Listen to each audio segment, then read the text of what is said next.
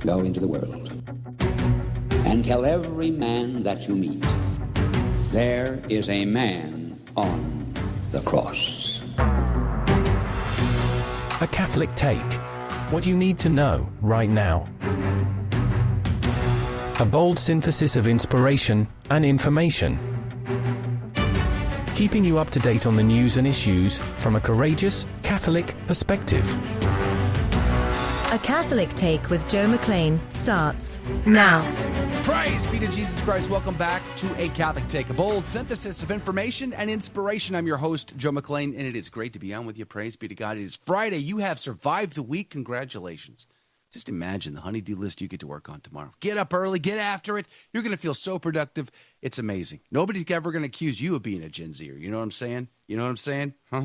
Hey, Catholic cancel culture. It's a virus to the body of Christ, and we've seen it quite a bit. Bishops being canceled, priests being canceled, organizations being canceled. In fact, we're going to have that conversation today. Two conversations, in fact. Dr. Anthony Stine from Return to Tradition is back on the program at 14 past. We're going to talk about a canceled bishop out of Argentina who's been sounding the alarm. He got canceled very early on, back when Francis was still in Argentina, in fact, so we'll talk about that. And then Dan Sevigny is on from Sanctus Ranch in Pine Creek, Texas. You might remember, I think it's about a month ago now, the Archbishop in San Antonio issued a letter basically just saying this place is persona non grata. Don't go there. Don't even put a foot on the property. Like bad things are happening. Well, we're going to find out what his response is to that. Dan Sevigny joins us at 30 past the hour to talk about all of that. I guess the good news is the Church of meet them where they're at and don't worry about anything else is working out. I saw a new report this morning says the number of practicing Catholics in Italy has plummeted after the COVID-19 lockdowns to an all-time low. The Italian National Institute of Statistics found that only 19% of Italians were practicing Catholics in 2022 compared to 36% in the previous 10 years. That's not a good sign, is it? Maybe, just maybe, we need to become more zealous for the faith, like our saint of the day, which, by the way, we need to get to. So let's pray. In the name of the Father, the Son, and the Holy Ghost. Amen. Remember, O most gracious Virgin Mary, that never was it known that anyone who fled to thy protection, implored thy help, or sought thine intercession was left unaided. Inspired by this confidence, I fly unto thee, O Virgin of Virgins, my mother. To thee do I come, before thee I stand, sinful and sorrowful. O Mother of the Word incarnate, despise not my petitions, but in thy mercy hear and answer me. Amen. In the name of the Father, the Son, and the Holy Ghost, and now your saint of the day. Saint Peter Damian, pray for us. Peter was born to an impoverished noble family in Ravenna, Italy, in the early 11th century. Orphaned at a young age, he was raised by an abusive older brother and forced to work as a swineherd. Eventually, another brother, a priest named Damian, noticed Peter's piety and intellect and took over caring for the boy and ensured he was educated. It was likely to honor this brother that Peter took the surname Damian. Peter was a brilliant student and became a renowned teacher by the age of 25, but he grew weary of worldly distractions and temptations and soon retired to live as a Benedictine hermit. After recovering from health issues caused by his more extreme mortifications, Peter returned to lecturing and eventually became prior of his original hermitage. He oversaw the founding of several other houses, and many saints were formed under his direction. Among many other devotions and penances, Peter encouraged the use of the little office of the Blessed Virgin Mary and the practice of flagellation. Though he always returned to his beloved solitude in the hermitage, Peter served and advised many popes and 2 Holy Roman emperors, and was made cardinal by Pope Stephen IX. Peter's ability as a writer and devotion to reform were exemplified by his famous Book of Gomorrah, which fiercely condemned the degenerate sins of many clergy of his day. Peter died, fittingly, on the Feast of St. Peter's Chair, February 22nd, in 1072 or 1073, and was named a Doctor of the Church in 1828. He is honored on February 21st in the modern calendar. For more about this day and others in the Church's calendar, visit thestationofthecross.com/saints-and-seasons. St. Peter Damian, pray for us. And now your headline news. Breitbart reports AT&T, Verizon, T-Mobile customers hit by cell network outages throughout the country. A massive AT&T network outage left many thousands of customers across the U.S. without cell service or internet access yesterday. Lesser outages in the Verizon and T-Mobile cell networks have also been widely reported. The outages left hundreds of thousands of people unable to make calls, access the internet, or reach 911 services. I mean, they had to pick up books and read again. Can you imagine? Travesty of it all. The Hill reports Justice Department names first artificial intelligence officer. The DOJ named Jonathan Mayer, a Princeton University assistant professor who focuses on national security, consumer privacy, and criminal procedures, to the role of chief AI officer. He will serve in the DOJ's Office of Legal Policy. The DOJ has already used AI to track down where some illegal drugs are coming from and has utilized the technology during its investigation into the January 6th Capitol incident. Of course he has. Makes total sense, doesn't it? Hey, Catholic Vote is reporting liberal states plot abortion pill push. The New York Times released 2 articles Thursday highlighting efforts in 6 blue states to promote chemical abortion in pro-life states through shield laws. According to Pam Belluck, these laws promise to protect doctors, nurse practitioners, and midwives licensed in those states who prescribe and send abortion pills to patients in the nearly 24 states that have enacted pro-life laws. Let's pray for the pro-life war will eventually come to a victory, because we're only halfway there. And those are your headline news. Hey, the gospel today, I'm taking the option on the gospel today. I'm calling an audible here. John 15, verses 18 through 23. And I added the last 2 verses because they left them out. I threw them in, so I'm taking total option here. Anyway, Jesus said to his disciples, "If the world hates you, know ye that it hath hated me before you. If you had been of the world would love its own. But because you are not of the world, but I have chosen you out of the world, therefore the world hateth you. Remember my word that I said to you. The servant is not greater than his master. If they have persecuted me, they will also persecute you. If they have kept my word, they will keep yours also. But all these things they will do to you for my name's sake, because they know not him that sent me. If I had not come and spoken to them, they would not have sin. But now they have no excuse for their sin. He that hateth me hateth my Father also." The gospel of the Lord. Praise to you, Lord Jesus Christ. I really felt like the option was fitting today. You know, that's the beauty of, the Novus Ordo, is they give you just tremendous amounts of options to choose from. It's pick and choose time. Anyway, Father McKeevely says he consoles them with their further reflection that this hatred on their part of the world should be a source of joy and honor to them, since it is a testimony that in their lives they conform not to the corrupt ways and maxims of the world. This was written back in the 19th century. Father McKeevely, his commentary is not well known, but I always read from it because I think it's fantastic and you should know about it. And does that sound about right to you? I mean, think about this for a second.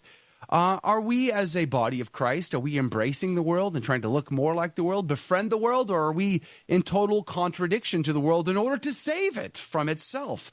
Because somebody's got to be an adult in the room, you know what I'm saying? Father McKeevely goes on to say, "But because you are not of the world, far from embracing and acting on the leading maxims of the world vis-a-vis the concupiscence of the flesh, the concupiscence of the eyes, and the pride of life, far from loving riches, honor, and forbidden pleasures, you show the contrary." He goes on, "But I have chosen you out of the world, calling you to my faith and apostleship, segregating you from the world, giving you grace and strength to trample underfoot all that the world loves, and to value only the never-ending goods of the world to come. My spirit, my teaching are opposed to the world. Therefore the world hateth you, because you are opposed to their works." I want you to let that sink in for a moment. Just ruminate on that. Can you think of any examples, say more recently, within the last few months, of members of the body of Christ, even clergy, dare I say clergy, who might be looking like they're embracing the world in a friendly way, in a way that doesn't seem very contrary or contradictory or contrasted, but in a way that seems that they just want to be loved by the world. They want to be accepted. They want to be buddies, besties. Hey, the great commentary of Cornelius a Lapide had a lot to say as well, of unbelief and hatred, in that they culminate and are hostile to my doctrine and life. Observe, the scribes and Pharisees before Christ came had true faith, not only in God, but also in Christ as about to come. But when he did come, they would not acknowledge him, because they saw him poor and lowly, and because he reproved their vices. Wherefore they then became unbelievers and lost the faith by their obstinacy. For Jesus abundantly proved to them that he was the Christ. Wherefore they were without excuse, because they believed him not. I mean, just think about it. They have no king but Caesar. Wow. Let the blood be upon their head and upon their children. Time is ticking. The clock is running, and soon will run out. And this great age of mercy that we live in today will come to an end. The time of justice will be at hand.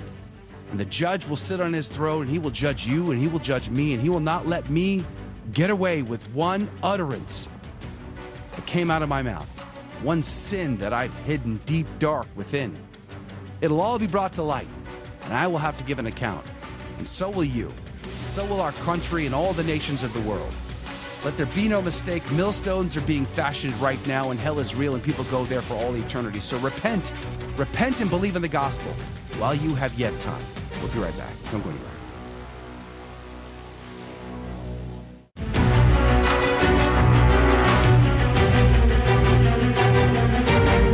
Praise be to Jesus Christ. Welcome back to A Catholic Take, a bold synthesis of information and inspiration. I'm your host, Joe McClain, and it's great to be on with you. Praise be to God. Coming up at 30 past the hour, we're going to have a conversation with Dan Sevigny from Sanctus Ranch in Pine Creek, Texas. Just about a month ago, Archbishop Gustavo Garcia Sierra sent a letter out to everyone in the diocese, basically saying they are persona non grata, the Catholic cancel culture alive and well. Well, he's got a good response here, so we've invited him on to talk about that situation. What was the Archbishop complaining about, and what is his response? We're going to get his take, Dan Sevigny's take, at 30 past the hour. Do join us for that if you can. Praise be to God. And, of course, we're welcome and happy to say that Cardinal Edwin O'Brien adds his name to the LifeSite petition against the blessing of homosexual couples. I wish they would say couples in irregular unions, because it seems to me that some of these people are, like, focusing on the homosexual aspect and not on the, divorce and remarried aspect of that. Irregular unions would be good. I'm just saying, just putting it out there. Anyway, hey, Dr. Anthony Stine rejoins us from Return to Tradition back on the program. Good morning to you, Dr. Stine. Good morning. How are you today? Praise be to God. I am alive, and that counts. How are you? Doing as well as we can after yesterday's sudden unplugging of virtual civilization. That happened when I was in the middle of a live stream yesterday, and then I was dealing with the after effects of it this morning. So, yeah. Welcome to amazing the team, how much right? we rely on the machines of the world and can't function without them. As soon as I got my internet back, I went on to Amazon and bought a flock of messenger doves, so that way I can next time I don't have to worry about it. I'll just. Have I'm thinking the about doves and the learning. I'm thinking about contacting the local Catholic Native American tribe and learning how the fine art of sending messages via smoke signal. If I could go the old-fashioned way of live streaming. That's right. Exactly. All right, let's jump in. You've got several videos out this week that really caught my attention, and there's not nearly enough time to get into any of them or most of them. But here's a couple. Let's start with the canceled bishop out of Argentina. This is somebody who goes way back before Pope Francis was Pope. He was just a bishop and cardinal out of Argentina, Bergoglio. Tell me about who this bishop is and why is he speaking out now? He's been speaking out for years, but it took a long time for him to get any attention by the American media. But we're talking about Archbishop Hector Agur, and I'm sure I'm saying it wrong, but he's the Archbishop Emeritus of La Plata. And if that city sounds familiar to you, it's because that's also where now Cardinal Victor Manuel Fernandez was the archbishop of after Hector Agur retired. He was the foil to Cardinal Bergoglio in Rome, or in Argentina. So whenever Bergoglio would offer something that was not exactly in line with Catholic orthodoxy or was ambiguous and could be misconstrued to be heretical, it was that archbishop who would take the opposite position in the name of orthodoxy. And they didn't exactly have the best relationship. So when Bergoglio becomes Francis, not terribly long after that, just a few years after that, Hector Agur hits mandatory retirement age and submits his letter of resignation to the Pope for his resignation. Now, most of the time, the Pope can decide or not to take his resignation, to accept it. And in that case, it takes days or weeks for it to be accepted. That case, it was hours. It was like they were waiting for it. Wow. That's everything I've read on this says that it was the same day he was told to vacate. Wow. And that they would be sending somebody to replace him. They did not like this guy. No, they did not. So now some would say, well, that means he's got an axe to grind. Personal baggage with the Holy Father. I can see where somebody would come from saying that, but at the same time, the public letters he writes are always on the side of orthodoxy. They're always, this is what the church has always taught. What you're seeing now is some normalization of sin or some flirting with heresy or horrible managerial things being done where predators are being protected. Whatever the issue is, I mean, he has spoken on a lot of different things. It reminds me of like early Vigano without quite the bite that letters would have. You remember back in 2018 and 2019, people would critique Vigano for being very clearly angry, like overtly angry. And there's more measure in Hector Agur's letters than there were in Carlo Maria Vigano's. So what is he speaking about right now? Like what criticisms is he levying against Pope Francis at the moment? Well, in this case, it was fiducia supplicans and the confusion that it's causing. Yeah. And I mean, these are sins that you can't be trying to normalize. I think the reason you see so many people focusing on the homosexuality part of this is because adultery is bad, condemned by the church unequivocally, and always has been. Homosexuality is like a step above that, though, because at least adultery does not violate nature, whereas homosexuality cries out to heaven for vengeance or justice, depending on your translation, because it violates the natural law. And I think that's the difference when you see this. But then again, the Vatican has played fast and loose with adultery since at least Amoris Laetitia, and really since they started changing how annulments can be made, how easy it is to get an annulment. I mean, none of this is really new. I think it's just partially the focus on homosexuality has to do with the state of the culture, how the voices in that quote unquote community have been very strident and not really caring about overturning the moral order. And the fact is, the adultery issue in the church has been something that's been tinkered around with for a decade, at least, if not longer. Yeah. I want to switch to another topic that I'm going to say is tangentially related, and that is We Were Warned is back on your channel. Praise be to God. I'm glad to see this. In fact, but you start with a doozy here, Dr. Stine.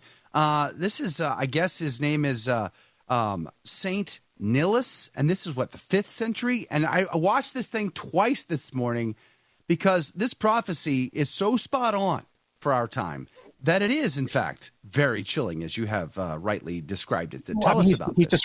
He's describing submarine travel. Well, who is he for starters? Telecommunications. Who was he, and then what did he say?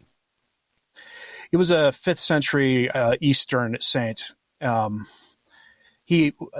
Eastern Byzantine Empire. He had a job essentially in the public sector, right? He was like a layman who eventually became kind of a desert monk, but he had visions of submarine travel and telecommunications and airline travel and things, and he called it all a great deception of Satan. Not because people weren't really doing this. Obviously, if you've ever gotten onto an airplane and landed half a world away, you know you actually did it. But these things would help puff man up full of himself. turned his eyes from God. Remember, the old thing that we always need to remember is that the reason that atheism is itself a form of Satanism is not because you're worshiping Satan. It's just that you're worshiping something else other than God, yourself. Satan doesn't really care what it is you are worshiping as long as it's not the triune God, because then he has you. It doesn't matter. I'm sure he finds it amusing when somebody worships him, but beyond that, it doesn't matter. As long as you turn your eyes from God, that's all that matters. You know, I know we're going to be linking to your video, and I'm sure most of our audience that are hanging out with us this morning is probably already aware of it. But Return to Tradition is the YouTube channel. And what I found really just fascinating was just how many details are in that prophecy for our time that really match. There seemed to be a nod towards transgenderism in there as well. Mm-hmm. I mean, that doesn't surprise me. If you look at the long arc of human history, brave historians have noted that the collapse of empires often has and civilizations often is marked by confusion on that issue, on gender issues. That sodomy and then the more exaggerated forms of that, like the gender identity stuff, that just seems to pop out of the woodwork before civilizations collapse, which should be reassuring for everybody, of course. But but people need to remember the point of these of prophecy, which is we have free will. If we actually live the gospel, which is to go forth and baptize all nations and actually spread the gospel of our Lord, the message of his saving grace and what he had gave for us, you can actually put a stop to these things by spreading the gospel. Yeah. It's just that for whatever reason in the modern world, we Catholics have become very bad at it and unwilling to do it. And I don't know why that is. Obviously it's not true for everybody. There are plenty of good Catholics working on their neighbors and things, and there are street evangelization missions out there. But for whatever reason, as a people, we have grown very lukewarm on this. Yeah, I read the gospel today. I chose the option. You know, in the Novus Ordo, you get lots of options to pick and choose from. I chose the John 15 option today from the gospel passage. And boy, is it ever clear. You got to make a choice. But do you want to look like the world or do you want to be with God's will, which is contrary to the world? And I think too often, I mean, I was just looking at a picture of Father James Martin yesterday blessing yet another homosexual couple at an event. You know, that looks like the world. That feels like the world. It doesn't feel in contradiction to the world that Jesus speaks of in John 15. The chicken dance mass. Have you seen that? Yes, I did see that. Yeah, in fact, I mean, the report that came out this week, I'm going to get you to comment on this about Germany, you know, closing door after door after door, and the German synodal way trying to find a backdoor option to get what it wants. And you've commented on that in your channel this week as well. Yeah, I'm going to be redoing my live stream from this morning where it came out that the Vatican told them no, because what the German bishops want is to decentralize the hierarchical authority. They want to invert the hierarchy. They want to have the actions of bishops and the hiring of bishops, and I use the word hiring explicitly here, to be determined by the laity. That's what the German bishops want.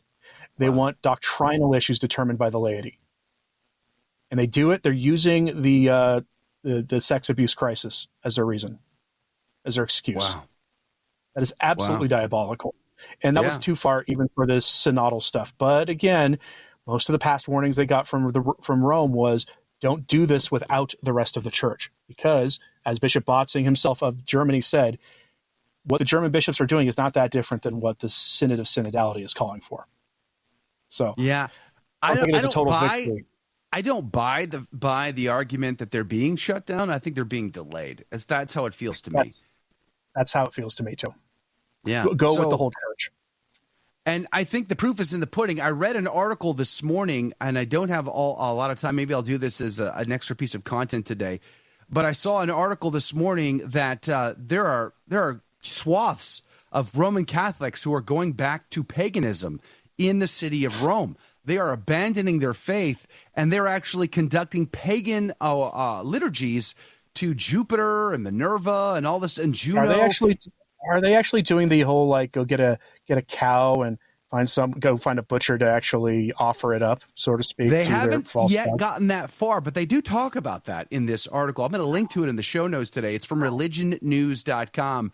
But I'll probably do a separate video on it. And it's insane to me. And the statistics of Catholics going to Mass in the city of Rome or all of Italy are plummeting. They're an all-time low. So the culture of meet them where they're at, but forget about where they got to go is just obviously not working. It's not working in Germany. It's not working across Europe. It's definitely not working in Italy. And why isn't that proof enough for the rest of us to go, yeah, something's not working here. We need to do something completely different.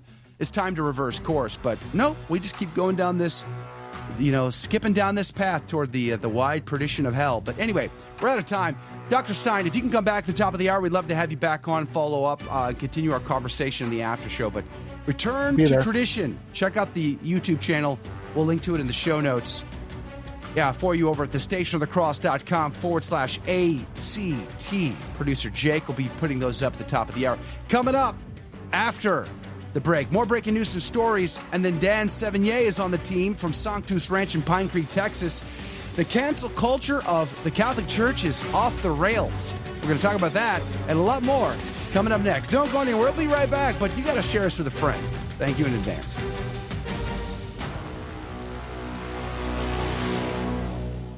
The Station of the Cross is brought to you in part by My Catholic Will. This Lent, consider making an act of charity by including the Station of the Cross in your will. We've partnered with My Catholic Will to make it easy and convenient to create your will, and it's free. Just use referral code 14stations when you visit mycatholicwill.com/the Station of the Cross. Again, that's mycatholicwill.com/the Station of the Cross. Praise be to Jesus Christ. Welcome back to A Catholic Take, a bold synthesis of information and inspiration. I'm your host, Joe McClain, and here are your headline news. LifeSite News reports Washington bill that would have forced priests to break the seal of confession is dead. Glory be to God. SB 6298 has not been scheduled for an executive session and thus will not be moving forward, according to the Washington State Catholic Conference spokesperson Adrienne Joyce, who told LifeSite News that the legislative staffers confirmed the bill's status, as did the Diocese of Spokane. The bill is dead. Praise be to God, the bill is dead. The Blaze reports Boeing removes 737 MAX program after panel blowout incident. Ed Clark has been replaced after nearly 18 years with Boeing. Clark has led the 737 MAX program since 2021, overseeing the company's factory in Renton, Washington. The Renton facility managed the final assembly of the Alaska Airlines 737 MAX 9 plane involved in last month's incident. According to the United States National Transportation Safety Board's preliminary report, the plane may have left the factory without the key bolts to secure it. I wonder if they're also going to replace the line workers who didn't put those bolts in. The Hill reports CBS faces uproar after seizing investigative journalist files. There is trouble brewing at BlackRock, the headquarters of CBS, after the firing of Catherine Herridge, an acclaimed investigative reporter. Many were shocked after Herridge was included in the layoffs this month, but those concerns have increased after CBS officials took the unusual step of seizing her files, computers, and records, including information on privileged sources. Catherine Herridge was investigating the Hunter Biden laptop story and was just about to give her report on the same day that she was fired.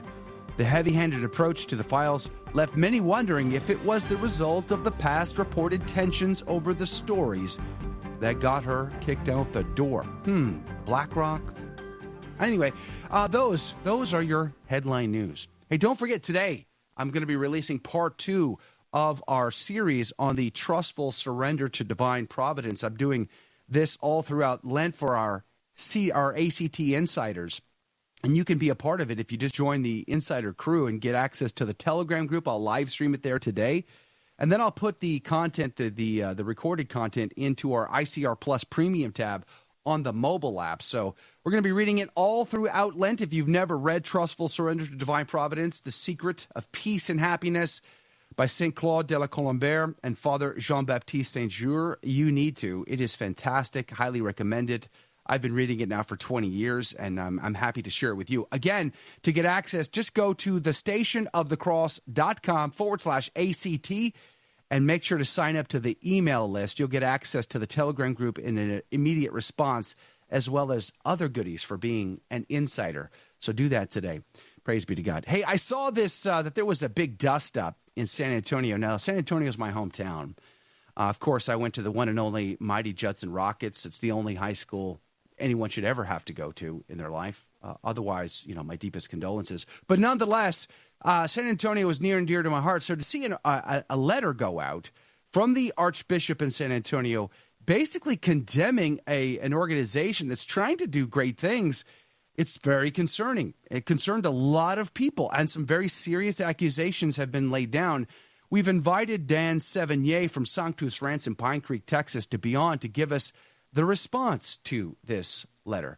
And he joins us now. Good morning to you, Dan. Well, good morning, Joe. Thanks for having me. Praise be to God. We appreciate your time today. This must have been a very tense time in your life for you and your family and your staff and everybody else involved. Absolutely. Yeah, it's one of those moments that I don't think you prepare for, you don't see coming. We're still, quite frankly, confused, befuddled a little bit of how this happened, how it gets here. But here we are, nonetheless. All right. So let me just ask you, I have the letter from the Archbishop in front of me. What were his points? What did he complain about? What did he say are problems that need to be corrected that you refuse to correct? Well, the letter started off with this idea that for months we've been trying to get in touch with me, and that hadn't happened. And when in fact we had received a request to meet and we're planning to do so. And then the letter continues to go on to talk about many things that, quite frankly, Joe, are in such a great misrepresentation. It's hard to even make sense of them. There were basically 5 points in there. They were talking about, priests that we are in contact with, some priests that live here on the property. It brought in a new private micro school that we have started this year, Lumen Christi Academy, which is a Monday through Thursday school here, and made accusations that somehow we were saying it was an archdiocesan Catholic school. It even went so far as to say that I used the word Catholic in my website repeatedly without permission, when really I was referring to myself as a Catholic in the bio on the website. So there's just a lot of things that were in this that just don't seem to make much sense. And we've scratched our head to kind of figure out what the motivation was behind it. But unfortunately, it was done in such a public way. And all these falsehoods were put out there in such a dramatic way on the website and pushed down through every organization within the diocese and down even to prayer groups at different parishes to make sure that everyone knew that there was a problem, that we really had no choice. We have to respond to it. Wow. Okay, so here's what's interesting to me is the Archbishop in his letter does in fact say that he reached out, tried to talk to you, tried to reason with you, to get you to see the light and come to a better conclusion. But Dan, you failed to do that. So I want you to readdress that. You mentioned a second ago, but I want you to bring that up because I'm scratching my head here, Dan. When I go to your website, I see images of Archbishop Gustavo Garcia Sierra saying Mass there. I'm really confused here. In the letter, he says, Dan, that the chapel, the one he apparently has said Mass in, the chapel is not consecrated. It is not approved, and no sacrament should be happening there, except for, I guess, the ones that he, confected because he was saying Mass. I'm confused. Dan, help me understand. Absolutely. I was asked to meet with a representative of the Archdiocese, and through email correspondence, we had set up a meeting. Unfortunately, we got to that meeting date at the end of January, and we had just had a hill country freeze, and I own a retreat center, and we had broken pipes, and I was standing in 6 inches of water in the well house trying to repair pipes. And so I needed to reschedule that meeting. There was also kind of an expansion of questions that they had that were never brought to me before. So I asked to reschedule that. And the day after I asked to reschedule that meeting, I received a very curt note from the in-house counsel of the Archdiocese stating that all future correspondence should go through the attorney. I didn't know that we were dealing with attorneys at this point. and it was pretty much shut down. And within a couple of days after that, then this whole news broke, this prohibition. And it is confusing, Joe, because we've had the Archbishop out for different retreats that have come to Sanctus Ranch, and we've been doing retreats here since 2017. We acquired the property, purchased the property back in 2016. I would say that somewhere in the neighborhood of 90%, 85 to 90% of all the retreats that we've hosted here at Sanctus Ranch have been Catholic retreats that have come in. We've catered towards that. I'm a devout Catholic myself. And so we have had many priests. We've had the Archbishop. We've had Auxiliary Bishop Gary here as well that have said Mass on altars that we have provided. We've provided vestments, and we've provided everything that we can for those Catholics to be able to have a great retreat experience while they're here at Sanctus Ranch. And so it's just quite shocking to have that be brought out as if in some ways we have done something that is different when we've been doing this for years. And quite frankly, we've tried to just be a facility that when those retreats come here, they're well taken care of. Food, lodging, as well as access to things that can give us a more reverent sacramental experience. And that's our goal. I get the sense after reading both the Archbishop's letter and your response, which we're going to link to both of these in the show notes today at thestationofthecross.com/ACT. I get the sense, though, that the real crux of this issue is he does not approve of these canceled priests that are living on your property. And he does not want your chapel to be leveraged like a sort of a get out of jail free card, like a parish hidden in the woods that's untouched by the local chancery office. And so he has basically shut you down in order to prevent that from happening. Am I fair in that assessment? Those are reasonable assessments based on the information that's been there. As of now, I've received what you've received. I received one additional letter that had almost the same points. There has been no dialogue on that. I do have a few priests that I have offered a place to stay here. One of the things that happens with unassigned or canceled priests is very often they don't even have a place. Right. So here at Sanctus Ranch, we have retreats all the time, but I've taken in families that have been in a challenging situation. I've taken in folks that have had a domestic abuse situation. Hey, come, and we have facilities. We just try to be good Christians in what we do. That has been the case with the priests as well. When you have a priest that's on site, he says his Mass, and that has been how we've just proceeded forward. And so I think there may be other issues that are here, possibly between the Archbishop and individual priests. It's just very, very concerning, Joe, that even in that letter, some of these attacks were not against Sanctus Ranch. They were not against me personally, although I was definitely brought into it. They were addressing individual priests, of which I was never ever given information about individual priests that were a concern to the archdiocese. And then the challenge is it was just full of misrepresentations. Those are not factually accurate accusations that are in that letter. And that's what my response tried to address is we need to clear the good name of these individual priests and the good name of what Sanctus Ranch has been doing.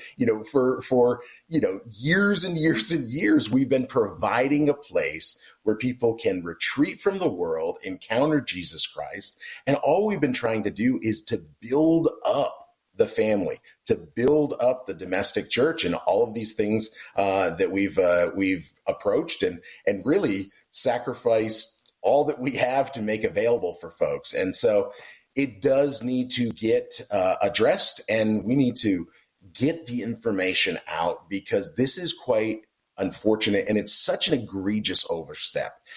We have men that are in power. They have great responsibility. I have great responsibility as a father, as a leader of certain organizations and things that go on.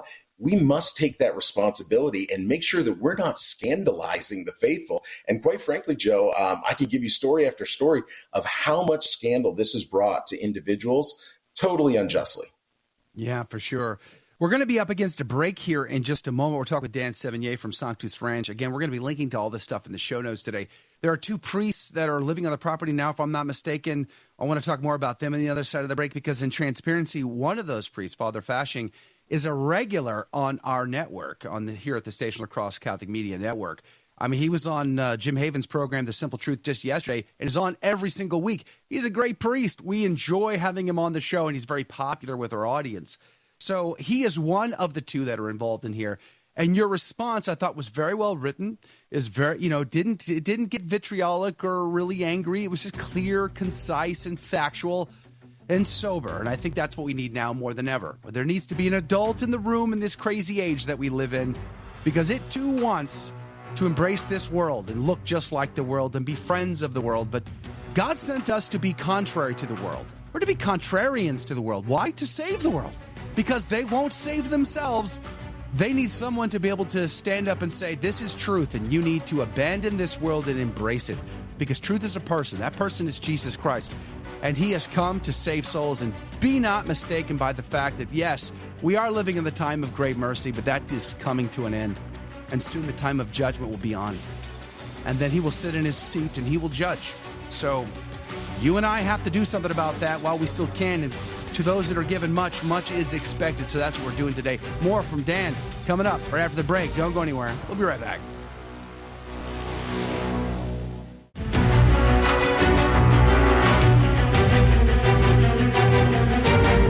Praise be to Jesus Christ. Welcome back to A Catholic Take, a bold synthesis of information and inspiration. I'm your host, Joe McClain. It is great to be on with you. Praise be to God.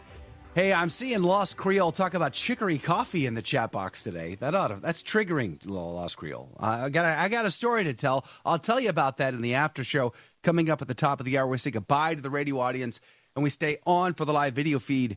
And by the way, coming up on Monday, Xavier Reyes-Zahal is back on the show. We're going to be talking to him. Father Murr on next week, and others. So stick around. It's going to be a great week of programming. And don't forget, Part 2 of Trustful Surrender to Divine Providence is coming out today in our Lenten series for our insiders.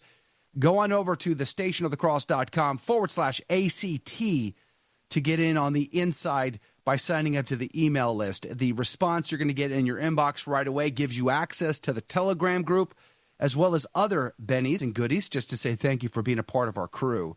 But I'll be releasing and live streaming Part 2 later today, so check that out. We're talking with Dan Sevigny from Sanctus Ranch out in Pine Creek, Texas, about the situation going on over there between the Archdiocese and Sanctus Ranch, and it's not a good one. So we need to pray for resolution here, because the division amongst the body of Christ is never a good thing. It's not good for us. It's not good for the world at large. Dan, welcome back to the show. Let's talk specifically about the 2 priests that are living on your property. Who are they, and what faculties do they have? Well, we have Father Donald Kloster that's been with us for a number of months here, and Father Jeff Fashing, as you mentioned. I'm going to let the priest get more into the faculties that they have. Our response has that information. That is one of those things that I think is so gravely concerning about this, is that there are accusations that have been made that are false. And we do our due diligence here.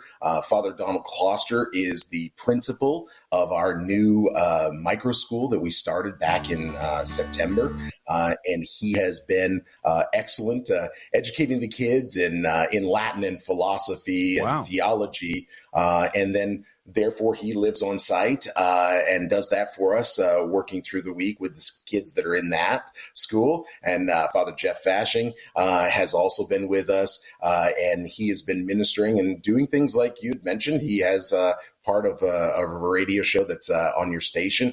And so these are just good and holy priests that are serving the laity in ways that they can. And Joe, I'll tell you, it's actually quite unexpected. This situation that we find ourselves in can be construed that there's something really nefarious that has gone on. But we've been operating a retreat center now for years and years and years, every weekend having different groups in for retreats, doing retreats of our own, putting on, special events for All Saints Day and Good Friday Stations of the Cross, and just the normal things that we as lay Catholics would do. And earlier this year, one of the ways that I met Father Fashing and one of the ways that I met Father Kloster were at different events that we attended. And Father Kloster in particular, was here in town and he has family that's here. And we were having a rosary revival here at Sanctus Ranch. And so Father came out and he was praying the rosary with many men and women that were out. And we did a 5-day, 24-hour-a-day rosary revival. I know that that's really evil. We shouldn't be doing that stuff, but we were. And I mentioned to Father, I said, hey, we never expected this, but due to some situations that have happened with our school for our children, a few families have come together and said, hey, we're going to need to do something else to make an education available for our children. We looked at homeschooling and other things, but we decided here in the state of Texas, there's this opportunity for a private micro school. And I said, Father, if you are still around, I hope you're not, but is there any chance we're desperate for a Latin teacher? These kids want Latin. And he said, well, I'd be happy to teach Latin. I'd also be happy to help you in other ways. And so in addition to Father Kloster, we have another retired diocesan priest from the Archdiocese of San Antonio that's one of our educators. So we are just incredibly blessed to have these men that have given their whole life to the priesthood that currently aren't assigned teaching in our school. And I don't see how there's any challenge with that. And that's what's so shocking about most of this. SanctusRanch.com is the website. We're going to, again, link to it, SanctusRanch.com. All right, so tell me about the impact this has had on your work. I mean, I imagine this has been really, you said at the beginning of the conversation, really difficult but challenging, but has this really cut into, the business model that is Sanctus Ranch?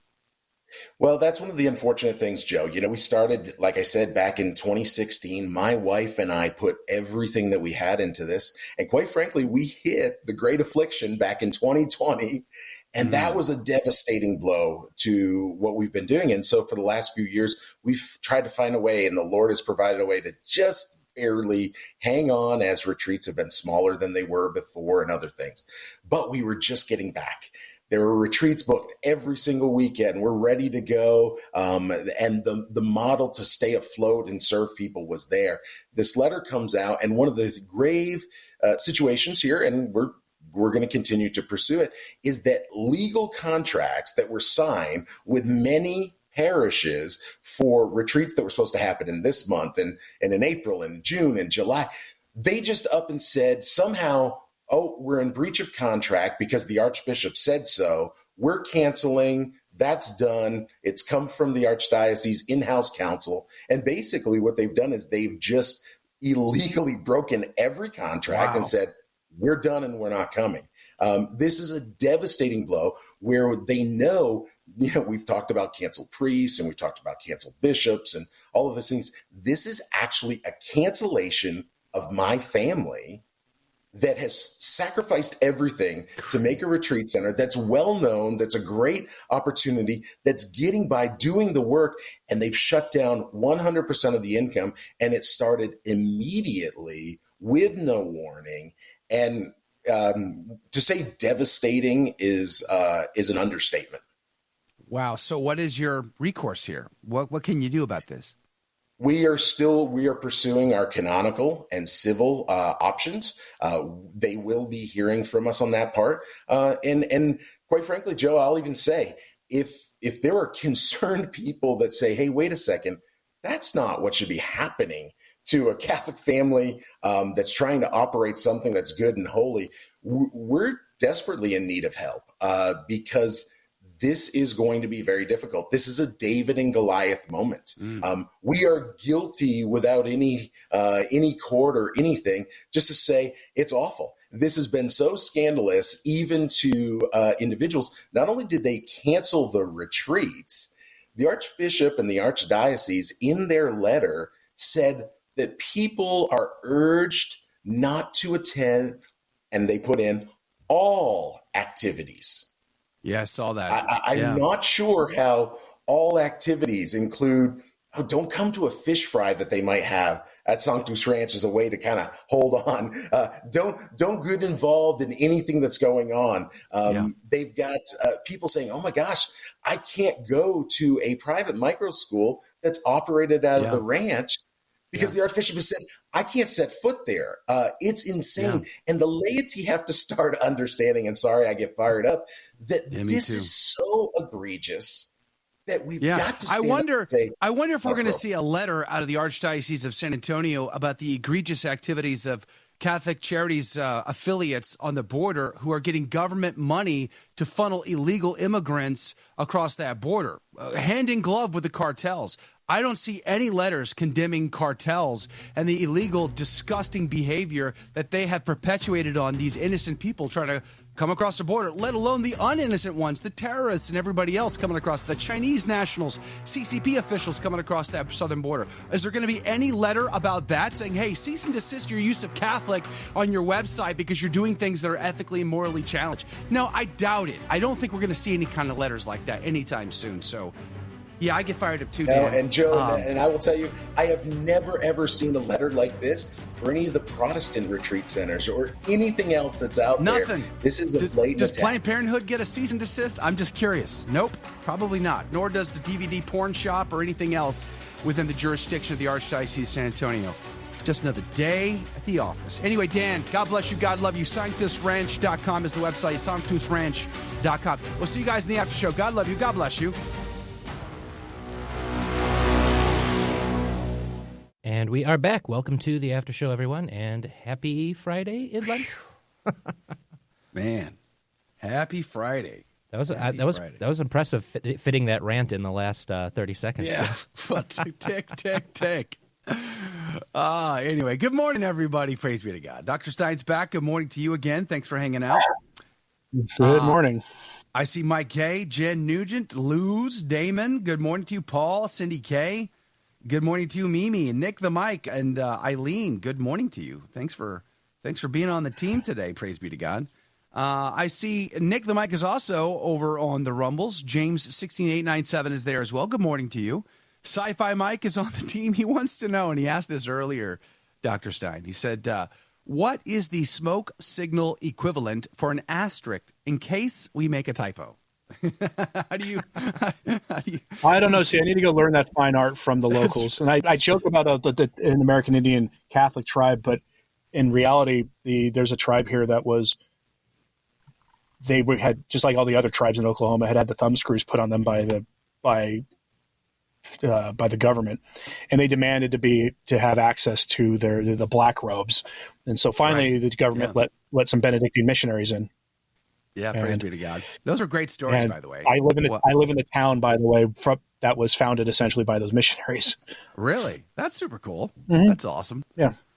Hey, Jane, good morning to you. Patty and Mimi, good morning to you. Praise be to God. Glad you guys are on the team today. Thanks for doing it. June Yabara, good morning to you. Janice, good morning to you. Don Paddock, Lori, good morning. Diane.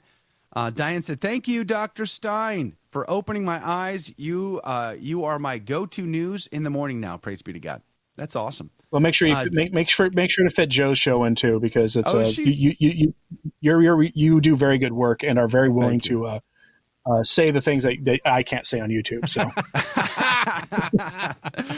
I do get my hand slapped on occasion though. Our Vatican spy has been slacking. He's not. Not very proactive. I do always tell people to pray for our Vatican handlers, whatever that poor seminarian or deacon is, who's got the unwelcome job of watching a bunch of American podcasters and taking notes. Yeah. Maybe you. I'm still a tiny blip on the radar. So you, however, have a much bigger, significant. Blip on that radar. So, I'll pray for your handler for sure. I probably don't have one assigned yet, so that'll be fun. Chesty Marine, I'm glad you're doing better and you're recovering. We're praying for your health and your recovery there. Karen, good morning to you. Catherine Hickey, Polachicho, good morning to you, my friend. You got some hometown roots in San Antonio, too, I know. I think you and I can both appreciate how painful it is to read the news or to talk about the situation in San Antonio. It's not been good for a long time, by the way. It's definitely not been a great thing for a while now. But, yeah. Helen O'Connor, good morning to you. Glad you're here. Aitna Murphy, Alberto, KSW, Deborah Saints, good morning to you. Thanks for doing it. Praise be to Jesus. Let's see. Liz Finch is here. Mac Thompson, good morning to you. The Lost Creole, you were triggering me earlier talking about Creole coffee or about the chicory out of New Orleans. I got into a debate over the last weekend over that. You know, I was doing the camp out with the troops at St. George, and one of the other dads was like, chicory coffee, that's not even drinkable. You know, it's just, Does chicory coffee have caffeine in it? I'm not sure. To be honest, I don't even pay attention to the caffeine count in coffee. Oh, I do. I need the caffeine. I am. Oh, so do hello, I. My name is Anthony, and I'm a caffeine addict. Yeah, I brewed up some Pete's today. Yeah, you guys ever hear of Pete's? I got Pete's for the first time today in the cup. It's okay. I would say I'm I got from the where French Pete's roast. coffee is from, and I never liked Pete's coffee, and I'm from where they're from. It's hilarious because part of the argument I got in the debate was I've been drinking the community coffee dark roast, and I think it's pretty decent. But the other dad was like, is that the red bag stuff at the grocery store? Is that the red bag stuff at the grocery store? It's red, but this one it's red and black because it's the really dark, bold one. Mm-hmm. So it's got the black on it on the bag. But generally, yeah, it's a red bag community coffee, and it's in Louisiana. Now, does it taste like it's trying to hit that sweet Starbucks demographic? Because there's a lot of like the grocery store coffees seem like they're trying to get that, scorched with flamethrower taste to their coffee. Oh man, yeah. I find, this is part of my issue, is I find that most coffee, no matter how I prepare it, tastes burnt. It's not rich and smooth. You're old enough to remember, Dr. Stein. What do you, don't, Jake, what do you, that's rude. Don't be doing that to our guests. Yeah. You're old enough to remember. You remember the Folgers commercials from the 80s and how they secretly replaced. The best part of waking up. Yeah. I like to tell people the best part of waking up has never been Folgers in your cup. Like I can't drink that. I could drink. That's like break glass in case of nuclear war kind of coffee. Like it's better than not having any. That's about it. That's about it. But then again, I've had the worst commercial coffee in the world, which is Quick Trip coffee. You ever been to a Quick Trip gas station? No. Their coffee is bad, real bad. Real bad. Well, the point I was going to make was, some of the best coffee I've ever had I've been at like fancy restaurants or like high-end gala dinners, and the coffee, I drink it black, and it tends to be smooth and rich. I'm like, that's all I'm looking for. Smooth and rich. I just want it to be smooth and rich. I don't want it to taste bland and burnt. And the majority of coffee, I would argue, no matter what I get, tastes bland and burnt. At least chicory has a flavor. I'm going to give it that. At least it has a flavor. This Pete's is kind of more of the same. I'm going to be honest with you. Chicory has no caffeine, by the way. There you go, folks. There you go. Pete Santos, good morning to you. Praise be to God. You covered this story out of San Antonio, didn't you, Dr. Stein? Mm-hmm. Yeah. Your guest is one I'd love to have a conversation with at some point, but it's hard for me to do interviews because of the time constraints I have. The time of day I do my thing is hard. Makes interviews difficult. Yeah, which is like I was on with Michael Hitchborn last night, and that was I saw that. That was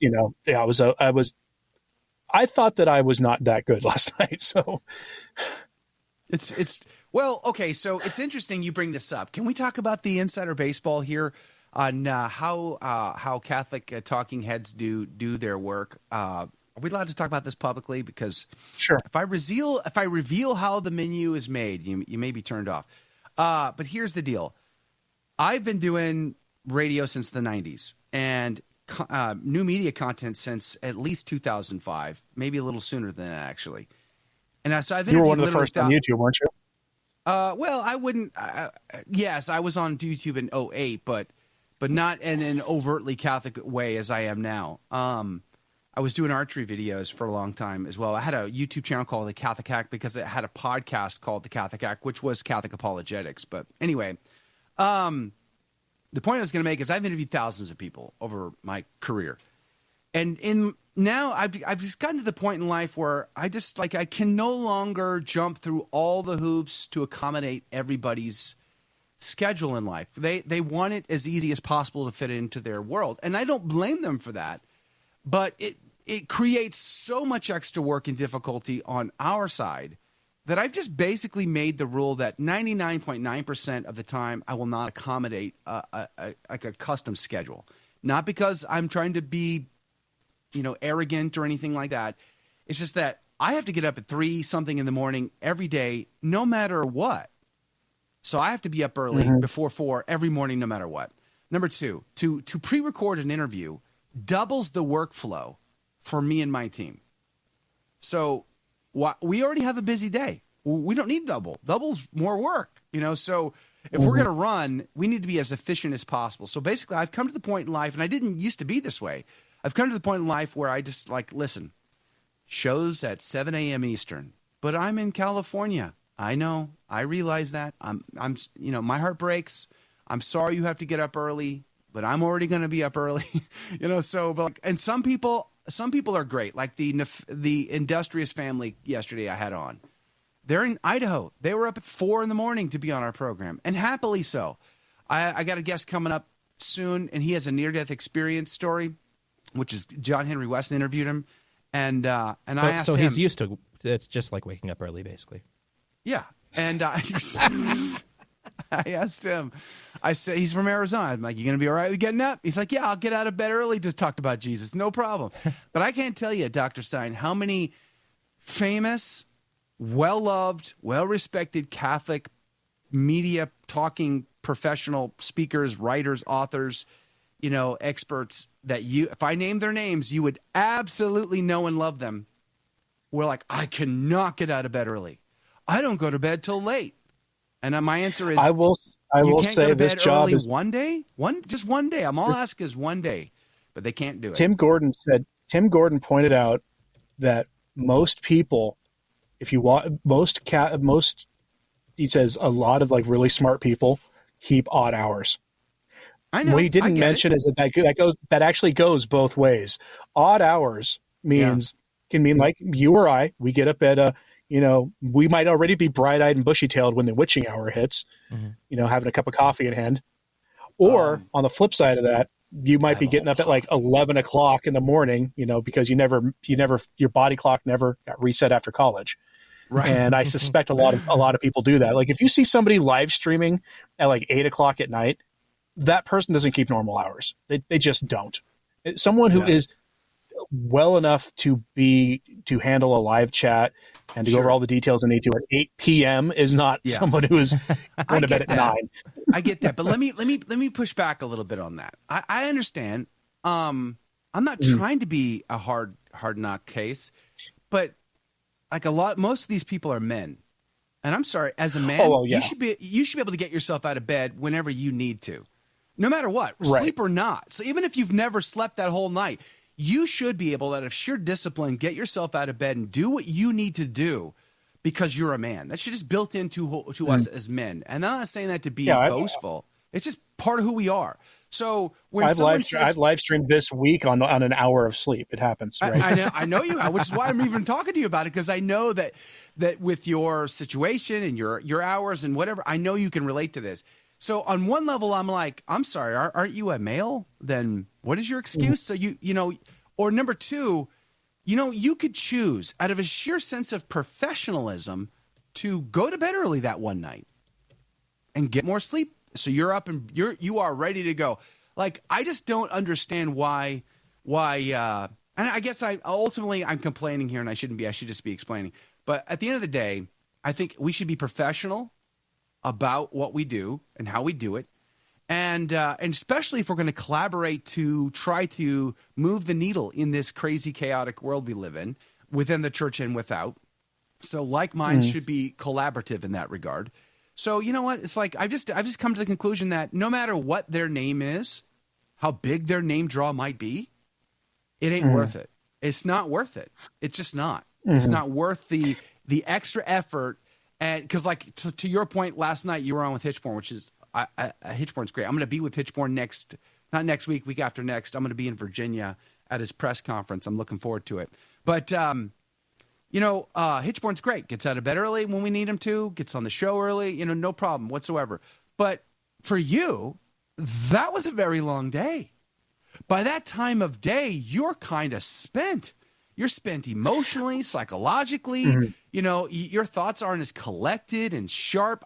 That's true for me. I'm probably older than you, but I know it's true for me. What was that like for you? Mm-hmm.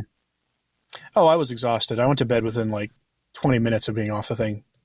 My wife and I did Compline, and then I went to bed. It was Compline early, real early, but for most people. But because I'm not good at night. And that's my main reason that I often turn down evening interviews and evening live streams is because I'm not very good at night. So I feel like I'm actually bringing down what other people are doing if I'm up that time. It's just the way it is. I can't imagine if somebody tried to invite me on a Friday in Lent, because I don't like talking about my own like Lenten fastings and things, but because of my restrictive diet, I do total fasts on Fridays. Mm-hmm. And so I can't even imagine what if someone just were like, hey, could you come in at 8:00 on a Friday? I'd be like, well, let's see, that'll be hour 27 or something. Yeah, exactly. Yeah. But you still did it though. You still were on with him last night. So hats off to you for doing it. That was like, it was another example of the pre-show or the after show, more interesting than the actual show kind of situation. Yeah. You can talk about a lot of really spicy things when you're not necessarily live on YouTube, That's true. So true. Hey, Karen Andy Bashaw, good morning to you. Says, my husband's up every weekday at 5:15 a.m. Boy, I'd love to sleep into 5:15. That'd be fantastic. Yeah. Regardless, if he slept or woke up in the middle of the night, he gets up. It's blocked. I got to move this. He gets up. What does it say? He gets the whole getting to work on time thing. Too many younger men don't. Boy, I got to tell you, that's one of my pet peeves, Karen, is the getting to a place you have to be. My wife is the polar opposite to this. She never feels the obligation to be at a place on time. And I remember when I first met her, we were supposed to go meet her family.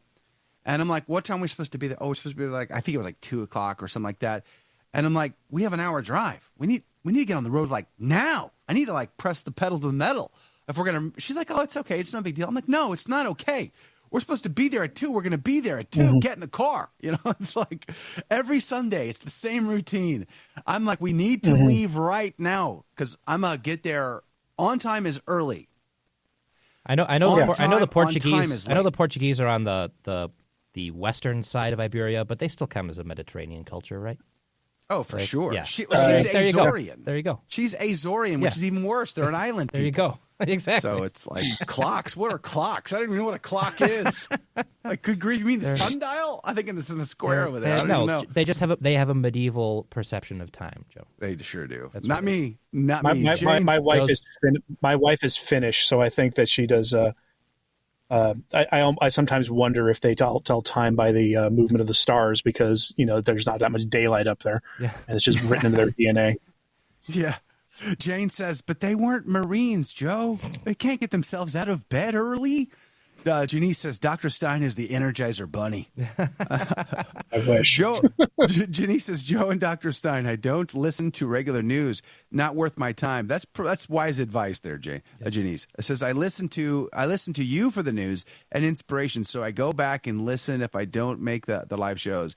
I try to respect that, Janice. We talk a lot about, we've mentioned this several times on the program. I don't recommend you live and breathe in the news cycle.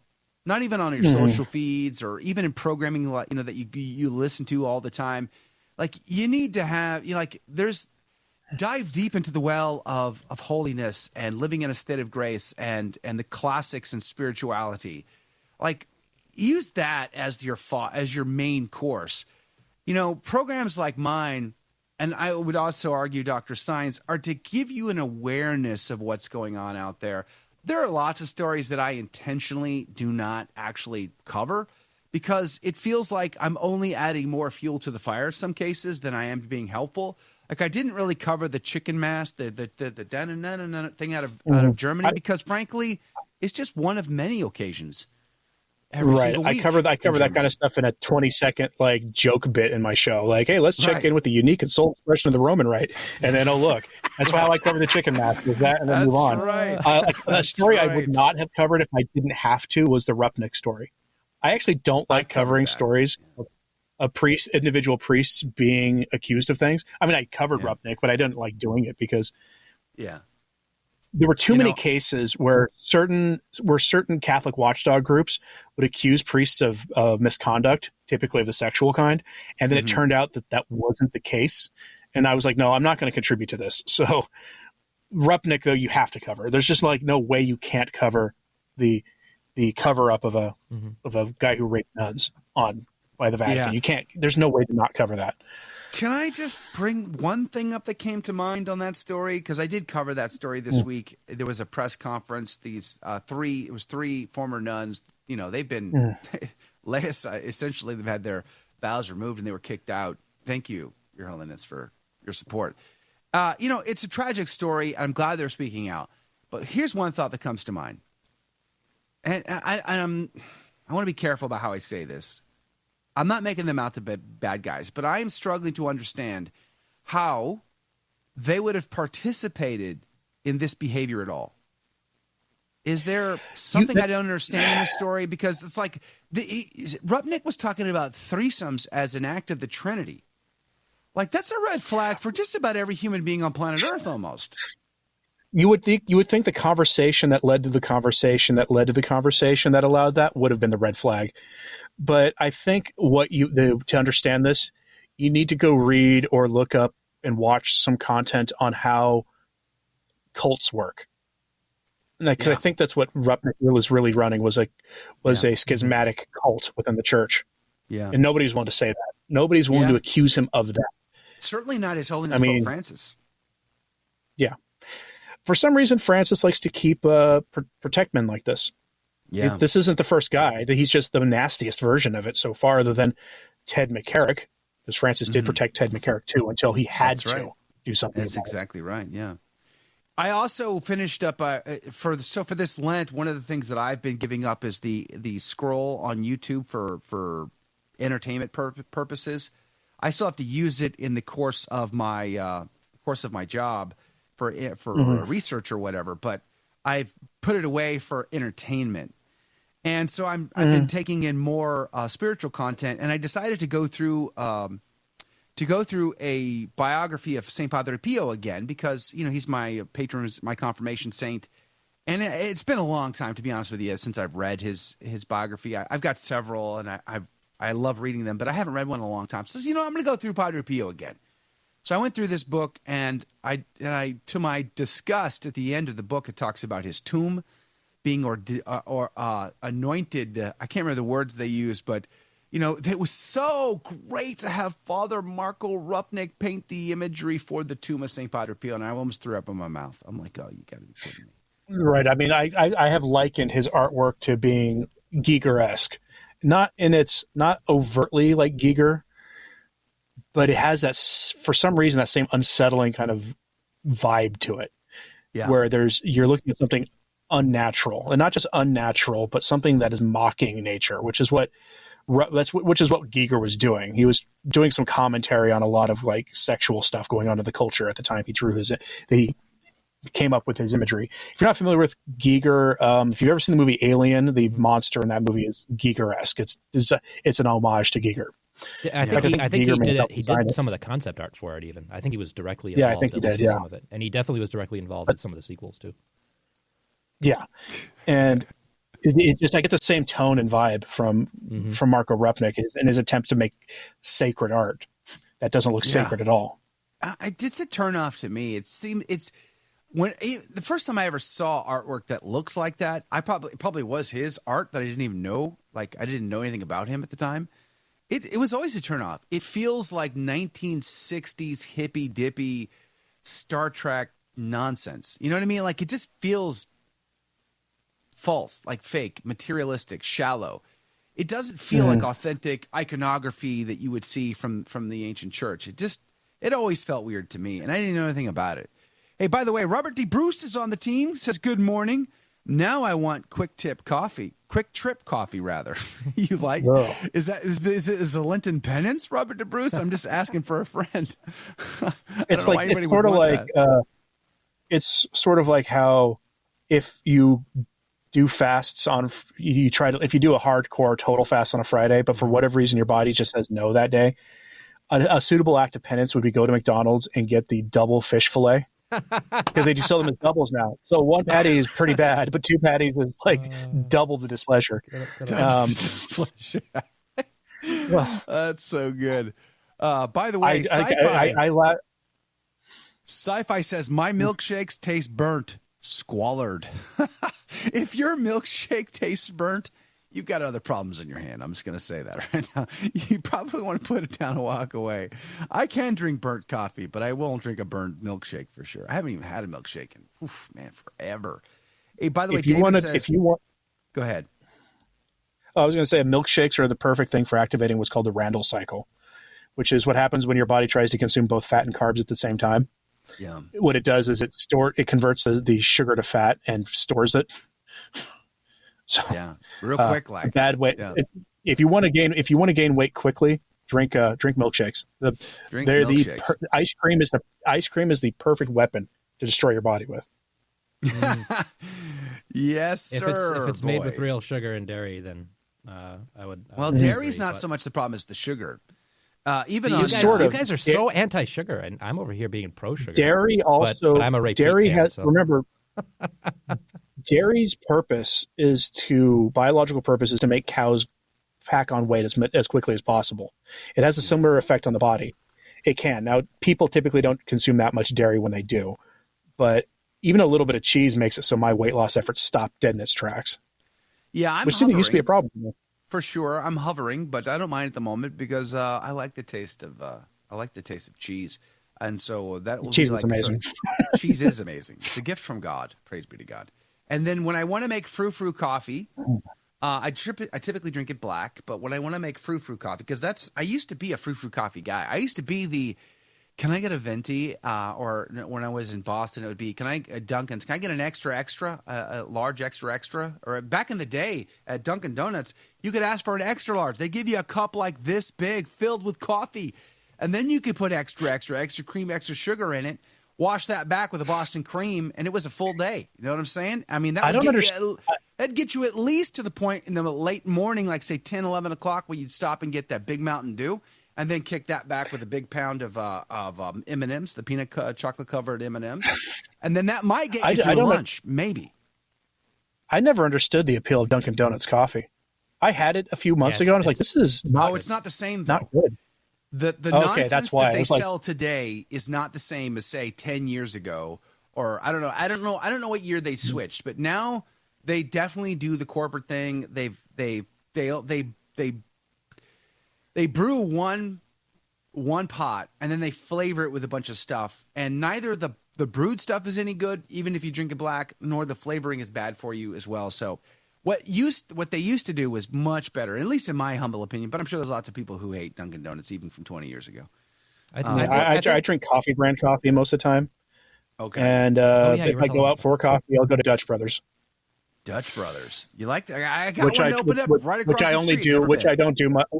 Which I only do during Lent, like on Sunday, or in case I absolutely need caffeine to get through the day.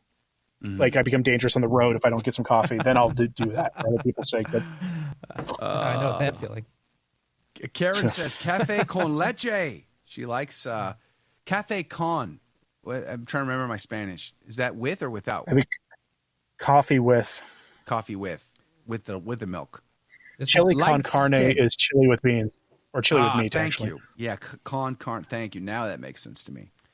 This is a good Friday to be doing a total fast. By the way, I like that because it's Ember Friday. At least on my screen, the guest you had before me, his picture is frozen in a general look of disapproval of our conversation. He's just staring at you judgingly for talking about food on a Friday. That's what he's doing. I didn't mention this, but in transparency, I met Dan when I was in Rome at the LifeSci Forum event there. I didn't know who he was. He came up to me and introduced himself. Was that the one that Bishop Strickland was fired right after going to? Yeah, exactly. You know, and everybody made such a big hullabaloo over Bishop Strickland's talk there. And I'm like, are you kidding me? Like, it wasn't even that bad. Like he read this letter from a friend, which he made clear it was a letter from a friend. And he never once said, hey, I agree 100% with this letter. Never did he say such things. He simply expressed the sentiments of concerned Catholics, which is a valid thing to do. Similar to how maybe, say, Father James Martin might say, these Catholics struggling with same-sex attraction. Well, he wouldn't use the word struggling, but nonetheless, they have concerns. Like if we can identify the concerns of people living in sin, then can't you identify the concerns of people who are concerned Catholics? Anyway, no, Bishop Strickland's talk was okay. It was nothing special, really, to be honest with you. It was inspirational, but it wasn't like wow. They were looking like, for excuse. Go back and listen to Cardinal Mueller's speech, which I have. I have a copy of it, and LiveSat, and he's put the whole thing out. Cardinal Mueller read his speech, so it didn't sound very like wow. I mean, because he just read it the whole time, but it was more wow. It was definitely more wow. And you really want some sizzle?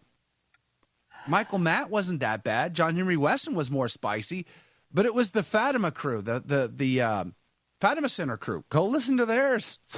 That's some spice. Nobody talked about that one. Bishop Strickland, it was not that bad. I filmed him. He was in my documentary film. That's why I was there. And I got a great chance to talk to him offline. Wonderful man. Praise be to God. Very inspirational. Very inspirational. And totally a nothing burger when it comes to the headlines that came out after that. But yeah, that's where I met Dan. Great guy. I agree with Patricia Matthews here. Strickland firing was already in the pipeline. Oh, of course. Yeah. Oh, yeah. That was in the pipeline the day that those bishops arrived in Tyler. Mm-hmm. Yes, exactly. It was a foregone conclusion, which reminds me about the book that I went through for Padre Pio. You know, it was the same story. And the guy who wrote that book is not a radical by any way, shape, or form. And I have to get the title in front of me, and I forget. It's in Italian, so I'd get it wrong if I tried. But he talked a lot about and I have the book that Ignatius Press put out 15 years ago, basically just publishing the report out of the Holy Office from the Monsignor that investigated him. You know, the Holy Office had it out to get Padre Pio, even though there was so much dirt. And Emanuele, he dug up all this dirt, published it all, and threatened to expose all the cockroaches. And even after Padre Pio died and Carol Wojtyła championed the cause, even still the Holy Office dragged their feet and wouldn't cooperate, really. I mean, so this is not their first rodeo. They've done this plenty of times in the past. So, but the good news is, but you'll never see the German bishops or any of the high-profile synodalists getting apostolic visitations for the bizarro world stuff they say, because they're on the team. They're on the team. It's always used. It's a tool used against those with an orthodox inclination. Yeah.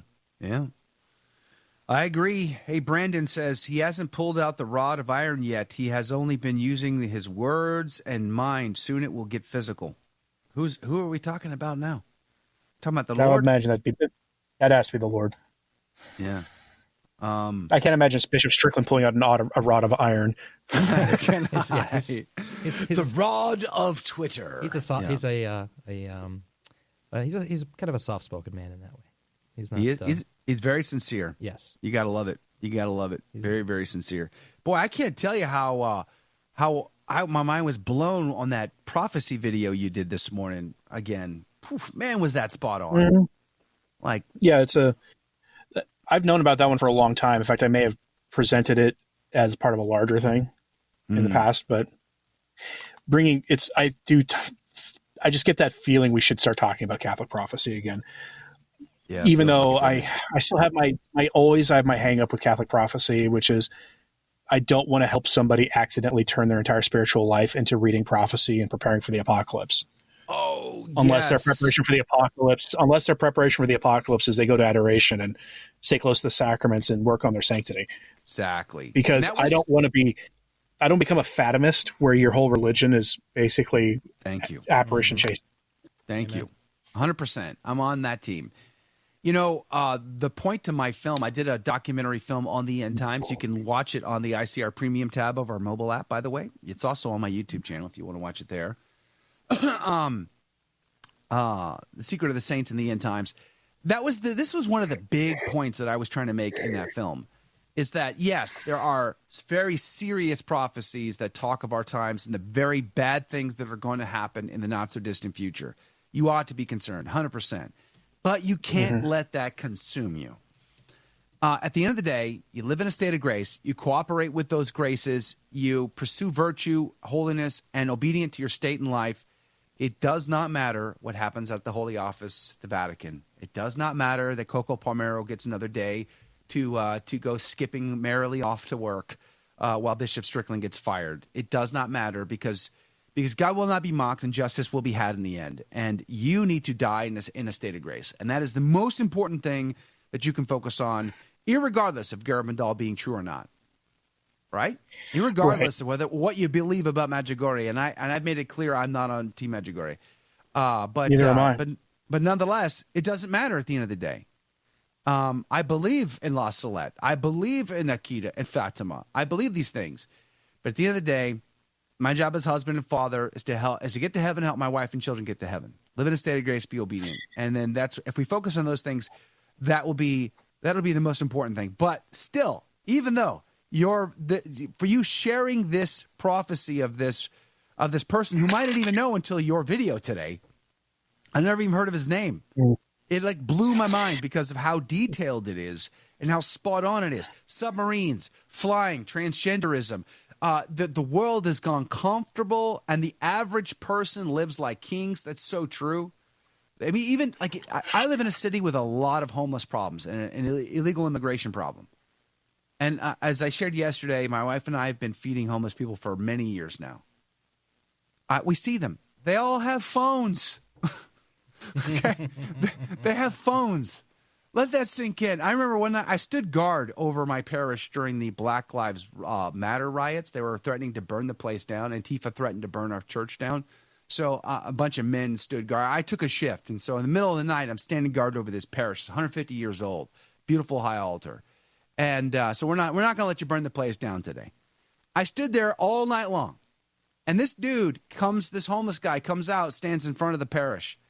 And he's on not one, but two phones. And he's on them for 4 hours, just standing there. He was hacking the Wi-Fi from the hotel across the street on his phone. And he was on both phones at the same time. So even the homeless live like kings, compared to previous generations. Now, if you want to say something unpopular about these kind of things, remind people what the real purpose of Eucharistic miracles are. Because I will tell you, once in a great while, I get an angry comment in one of my videos whenever I talk about the Latin Mass. Somebody who comes in and goes, yeah, well, we have the Eucharistic miracles. You don't. We have all this. We have all this. You trads don't have this. And then you know what the real purpose of Eucharistic miracles is, according to the church. Not me, but according to what the church has always said. That they are a sign for people who don't believe in the real presence. That most of the Eucharistic miracles involve where the story focuses on the priest. You always hear about how the priest was lukewarm or didn't believe in the real presence or treated the Eucharist like trash.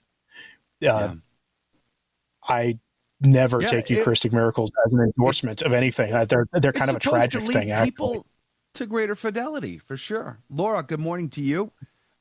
Miriam, good morning to you. Praise be to God. I'm glad you're here. Thanks for doing it. Alberto, I agree. He probably was peddling something for sure. I just watched him the whole night long. I thought, what a nefarious character. He tried to hide a little bit, so we went over there and just made our presence known to him.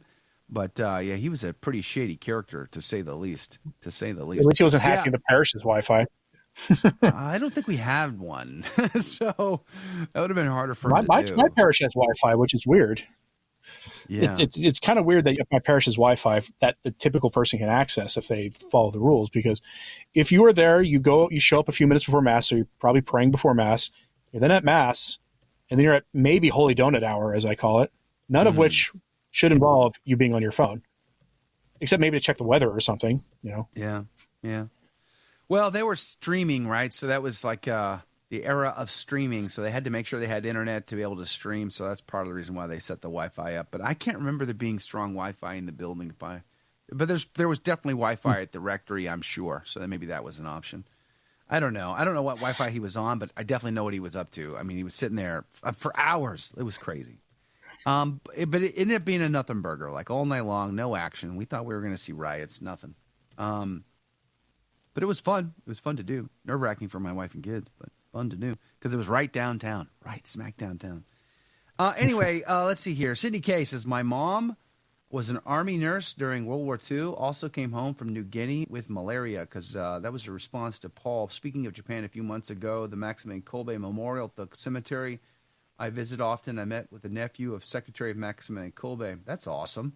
The nephew told me his uncle traveled to Japan with Kolbe to start up the place that the nuke did not destroy. Yes, I have a great book on that.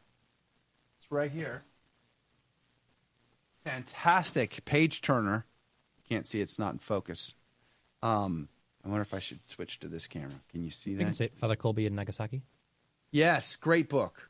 You ought to get this book. This is published by the Immaculates. It's very dense, but I love this book. I should read this book again. It was so good. Very, very good. Highly recommend it. Check it out. Oh, man. Spot on, says Cindy K, with the phone thing. That's how it is here, too. You know, about the homeless having phones. Everybody's got priorities, right? I'll never forget, there's a place not far from here. We used to visit our friends there.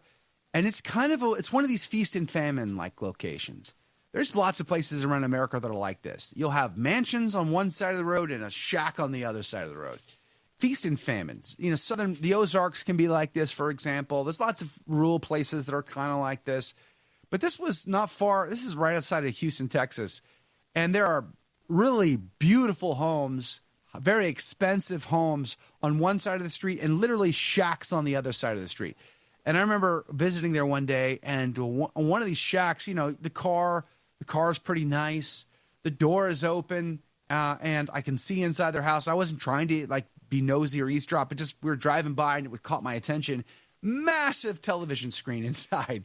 You know what I mean? It's like people make priorities. They have priorities in life, right? So obviously the house was a lesser priority. The location where they live was a lesser priority than having the car, the phone, the internet access, the huge TV. It's just some people are like that, right?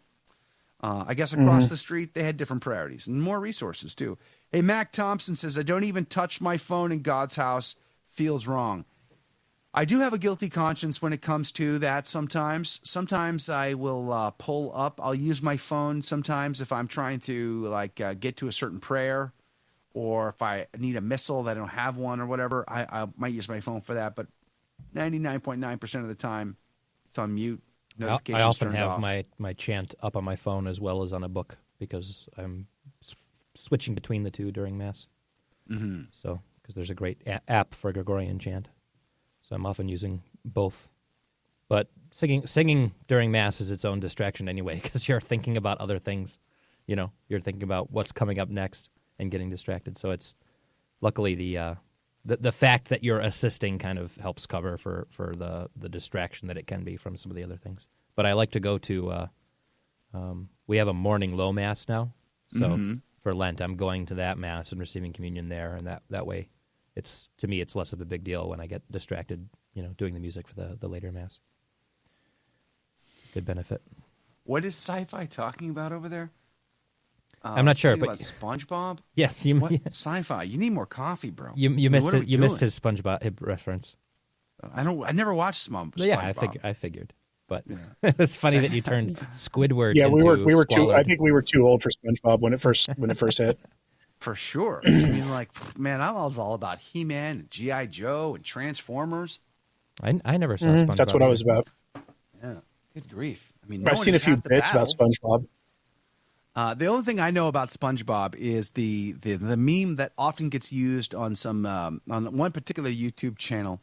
2 hours later, that's it. That's all. That's the only reference I have to SpongeBob. I have heard that it was a pretty bad influence on children. Is that true, Jake? I mean, does that explain some all of TV is a bad influence on children.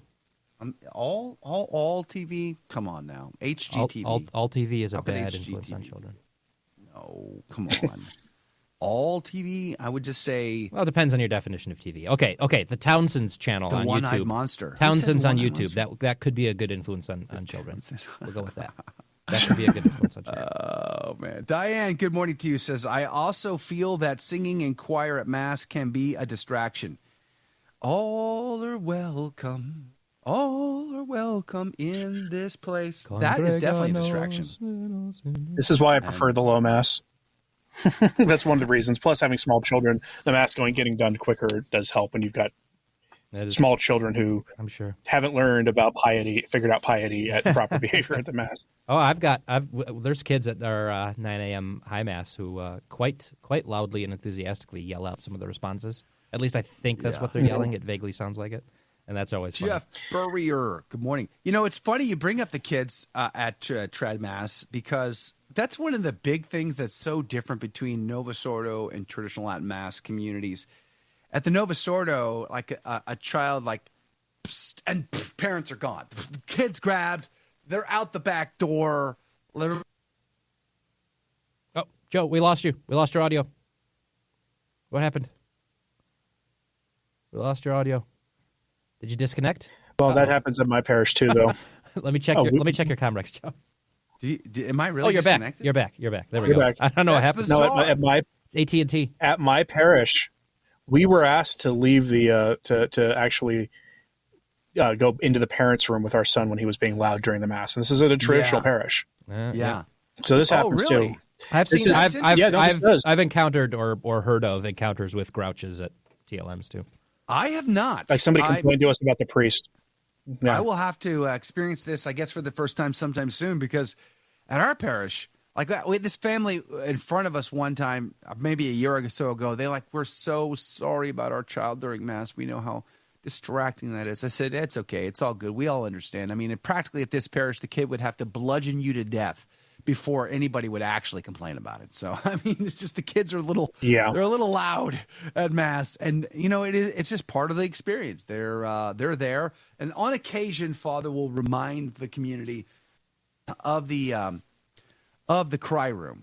But we take our kid, we park ourselves in the what they call the dad's room, which has got a TV for the Mass, and the kids can do their thing in there because people in our parish are apparently very sensitive to this. So wow, no kidding. Not at our parish. Yeah. It's the opposite. I would almost say it's probably not sensitive enough. There's probably a little bit more balance that could be had in that. But nonetheless, I find it very fascinating because all of the Novus Ordo suburban parishes we belong to in this diocese, they've all been the total polar opposite. And parents feel so, intimidated. They'll get the looks, and then the slightest whimper of a brand new baby, and they get up and they leave. I'm like, it's an infant, for crying out loud. You can barely hear it. Like, it's fine to stay where you're at. But it's totally the opposite where we are. So what was this? What was that cartoon, Damon? You put the meme in the chat, but I forget the name of that. The whole big robot craze. Oh, is that Gundam? I don't. Japanese. It's probably anime. What's the robot? It was like 80s cartoons from Japan. I feel like maybe it's not Gundam. You're thinking anime. Although Transformers was anime. Yeah. Voltron. He says Voltron's the other one. Voltron. Yeah. Okay. See, I never watched Voltron when I was a kid. I think I had a toy I got secondhand or something. But Voltron was never really my thing. Smurfs, raise your hand. Raise your hand if you were on Team Smurf. Smurf? Who did Smurfs? Team Smurf? Yeah. Sort of. Is anyone on Team Smurf? Are you kidding? How many people watched the remake of it? I'm not raising my hand. Watching it, but is anyone really on Team Smurf? Of course. Back in those days, I certainly was. Team Smurf. Get a Smurf tattoo. I always thought it was weird there was only one female of the whole bunch, though. Well, they're like a. That's because you were thinking about it too logically, wondering how the community works that way. Yeah. Whereas for kids, you're not supposed to think about this. Bad for her. I have to remind my own wife to not overanalyze the plot of children's shows too much. Yeah, exactly. That's right. Master Baker 78. Good morning to you. Go Bots, he says. Smurfs or witchcraft. You're right. I get it now. Hindsight being 20/20, Patricia. But back in those days, I was a pagan. So what are you going to do? Which reminds me of the story out of Rome, which is really, really disturbing. It's so disturbing. Like evidence. Which story out of Rome this time? Yeah. I'm sure there's some good stories there. We just haven't found them. That's part of the problem is I can't find them. I'd love to share them, but it's hard to find them. Pokemon, never a Pokemon fan, Margaret. I'm sorry. I could never. I was too old for starters and just couldn't do it. I missed the boat on that one too. And watching all of those zombies with their phones, like, can you not see yourselves, people? Like, oh, it was so bizarre. Downtown Houston, hordes of people walking around with their phones trying to play that game. Fraggle Rock? Fraggle Rock. Yeah, I watched Fraggle Rock when I was a kid. I got no shame. No shame. That was Jim Henson, right? Fraggle Rock. And although I was older at the time, I was already 20-something at the time. Who remembers the shoot 'em up guy who voiced Thomas the Train? What's his name? Alec Baldwin. Remember those days? You remember Alec Baldwin's Thomas the Train era? Boy, I remember my son used to watch Thomas the Tank Engine a lot. Was it? And I was a little surprised when we would turn it on, and all of a sudden it was Alec Baldwin. It went from George Carlin reading those to Alec Baldwin. I remember the George Carlin era. Yeah. I mean, George Carlin. Now, if you watch it on streaming, it's Ringo Starr. If you watch it on England, streaming, right? Yeah, it's Ringo Starr. If you watch it on streaming, you can find Ringo Starr. Ringo Starr. I would rather have George Carlin in a way than Ringo Starr. Over in honestly. England, it was in the UK, it was Ringo Starr narrating the Thomas the Tank Engine. Yeah. Woo. Someone brought up the Muppet Show. I loved the Muppet Show when I was a kid. I couldn't wait every week for the Muppet Show to come out. It was based, as the kids say today, no cap. It was great. Kelly, really attracting our Gen Z listeners, Joe. I think they're not awake right now, but still. I'm going through how to talk like the kiddos. Yes. I had for the first time in my life demographics.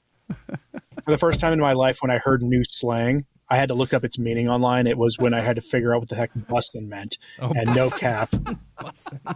I figured out what mid meant. Mid's pretty obvious. What mid means is pretty obvious. Yeah. But the rest, I had to go look that up. That's when I realized that was just the latest sign in that I was old. I think it was also when I heard like contemporary pop music. And for the first time, I heard like a top 40 hit, and I couldn't understand why it was popular. Yeah. Even if I didn't like it, I've always been able to get why somebody liked something. But now these days, I'm like, this isn't even good. Like, there's nothing redeeming in this. I think our audience would agree that this show is bussin'. No cap. This show is So yesterday we decided we were going to produce an entire show of rap. We were going to do spoken word, a combo of spoken word and actual rap. Joe decided. It was decided. Okay. It was decided. There we go. Yeah, let's pass the voice. Is this your Beyonce moment, breaking into a new genre? Like, she's now doing country music, so you're going to go to hip hop? Yeah, exactly. Well, I would say it's the other way around. It's country doing hip hop, right? So, we're going to do I used to be a big fan of country music. I guess those days are gone now, but we decided we'd do an entire show without smiling, without cracking a smile, without laughing. An entire hour, nothing but rap. All news articles, spoken word, and rap the whole time. We'll see. But maybe we should do like the language of the kids, an entire show. I'm going to need you to write that, Jake. The entire hour. Me to write it. Okay. Well, you're of that clan, are you not? I mean, you are. Yeah, I'm a late term millennial. Please be very. Please, if you're going to ever do something like that, go to Urban Dictionary first and make sure what you're saying is fine. Joe, I already know. Joe is the one who'll have to double check my usage here. Oh man! Yikes! And you could go get a fake face tattoo or something, and a fake face person. That's what I was going to do. I was going to get fake tattoos. There's going to be some really painful rhymes if you try and make me do that. Which reminds me, can it be any more painful than Can it be more painful than Ben Shapiro's rap? Like people are like, oh, he's got flow. I'm like, no, not really. I'm not playing It was a that good again, joke. Joe. We got copyright struck the last time I did. Yeah, we did. We played only audio at that. You never even put the video on. Like, I know. totally squandered the opportunity. And we still had our hands slapped by Exactly, YouTube. yeah. For like playing 7 Which is weird because Shapiro. because now did they block the video? I don't think they did because so Yeah. many reaction channels reacted to it. They blocked. Which Oh, reminds me, you have to challenge that. Well, every time I challenge, what I hate about this, okay, going back to the insider baseball of YouTube, okay, this is what I dislike about the whole like copyright or strike challenge process. It's a totally rigged system. Copyright. It's So- totally rigged and it's vague. Everything Yeah. about YouTube is vague. Everything. Exactly. We played 7 seconds of Shapiro doing his thing. No video, just the audio. And we even said that this was going to be like a reaction. We said all of that, and we talked over it and everything. And still, they slapped our hand. Now, I got a channel warning because when Sound of Freedom came out, there was a certain conspiracy theory attached to it, and I did a whole show, and I talked about the Rolling Stones article, and they like, you perpetuated the conspiracy theory. And I'm like, are you kidding? I tore it apart. I hate that conspiracy theory. I don't subscribe to it. The video actually Is that the conspiracy theory about Chrome involving adrenaline? Or No, what? it was 'Cause- letter of the alphabet anonymous. Yeah.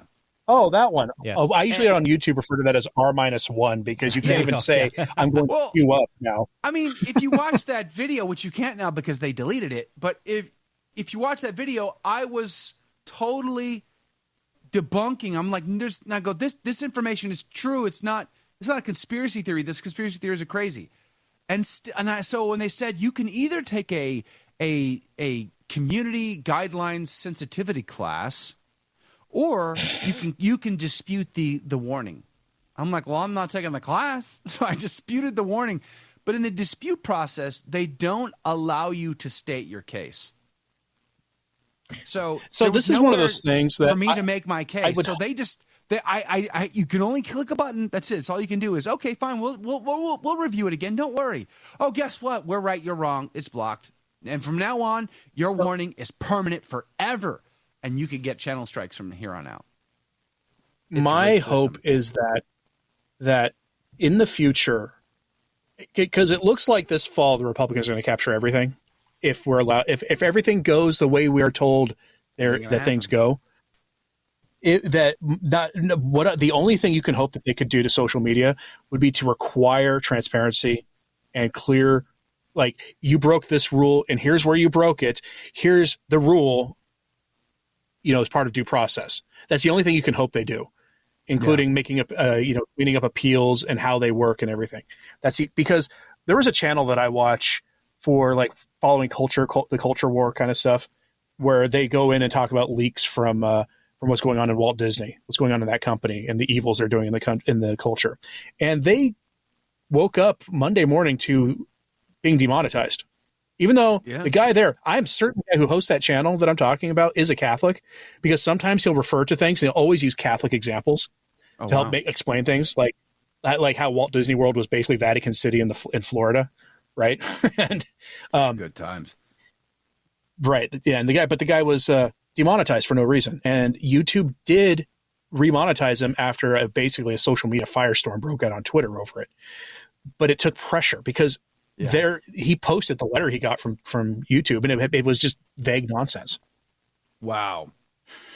Michael says, I had my channel locked. I had children praying the rosary, told I was spreading hate speech. Yeah. Good times. Well, my previous employer, on my previous radio show, I was getting channel strikes left and right. We were being put into timeout all the time, it seemed. So, and it was usually over the pandemic stuff. We were never allowed to talk about that. Well, they've become nice and moderate, from what I hear. Nice and safe. Yeah. I'm sure they have. So it is a rigged system, but it's interesting. I had a conversation with my friend Rudy Carlos the other day about this, and the AI craze that we're in now, that's only going to get worse. Mm-hmm. AI. I saw you talking about this with Hitchborn last night. AI used at the IRS to track your finances, your bank records. AI used by the FBI to track bank records for January 6th. I reported on that earlier today. So AI is being a tool used in the toolbox of those that would censor all day long, no problem. And so, all right. Fair enough. But my argument is, yes, I know this. I understand this. I know that these platforms are rigged.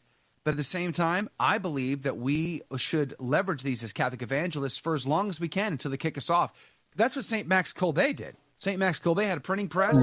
He had an airplane. He distributed, his work in multiple languages all across Europe and in Japan. He tried to expand his operations to India. He was happy to use radio, print, speech, pamphlets, whatever the means necessary, passing out miraculous medals on trains to Nazis. He had Nazis, SS guards on his property in Poland before they arrested him and sent him off to prison. By the way, he had already been to one concentration camp well before he got sent to Auschwitz. He was arrested and released right after the invasion in Poland, and he got to go back to Neil Pokolonov. So just like Kolbe would leverage all of these things for the glory of God, for the salvation of souls, so should we until they kick us off.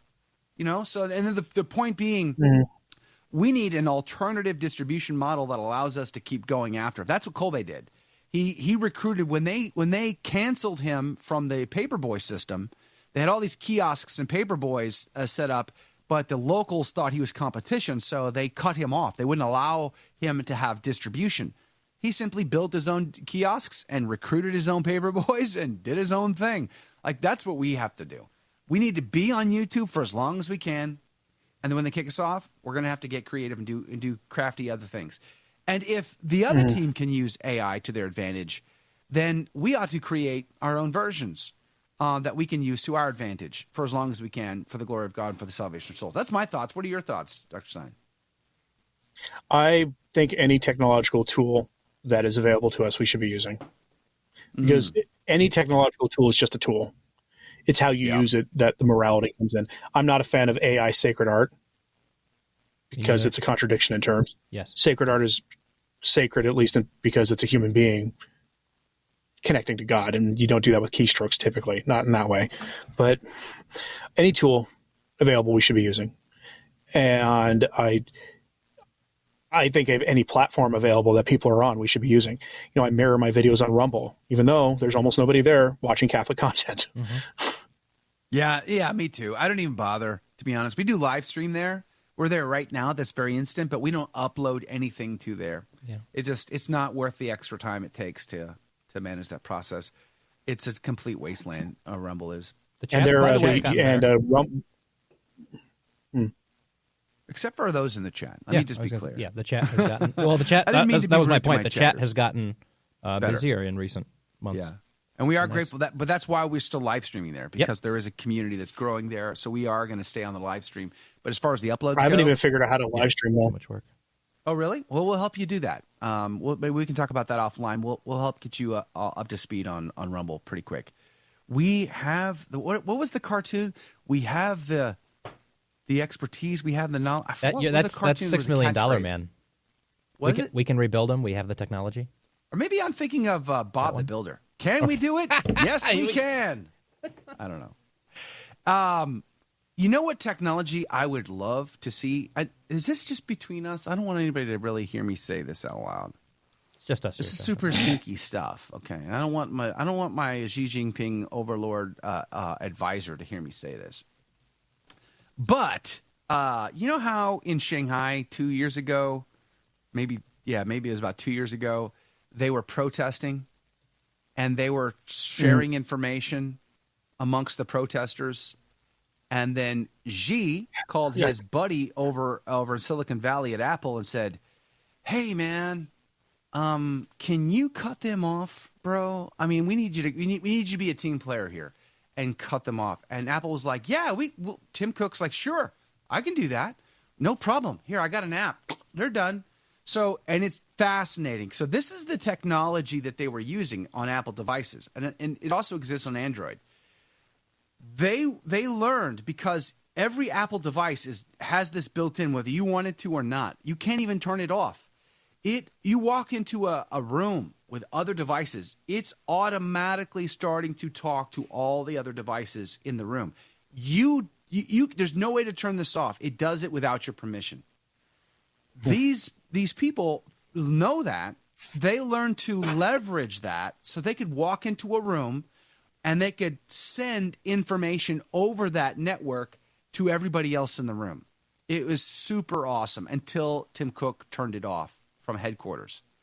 NG got his way and was able to suppress these people. Now, I would love to see yesterday we're talking about if we had $1 billion.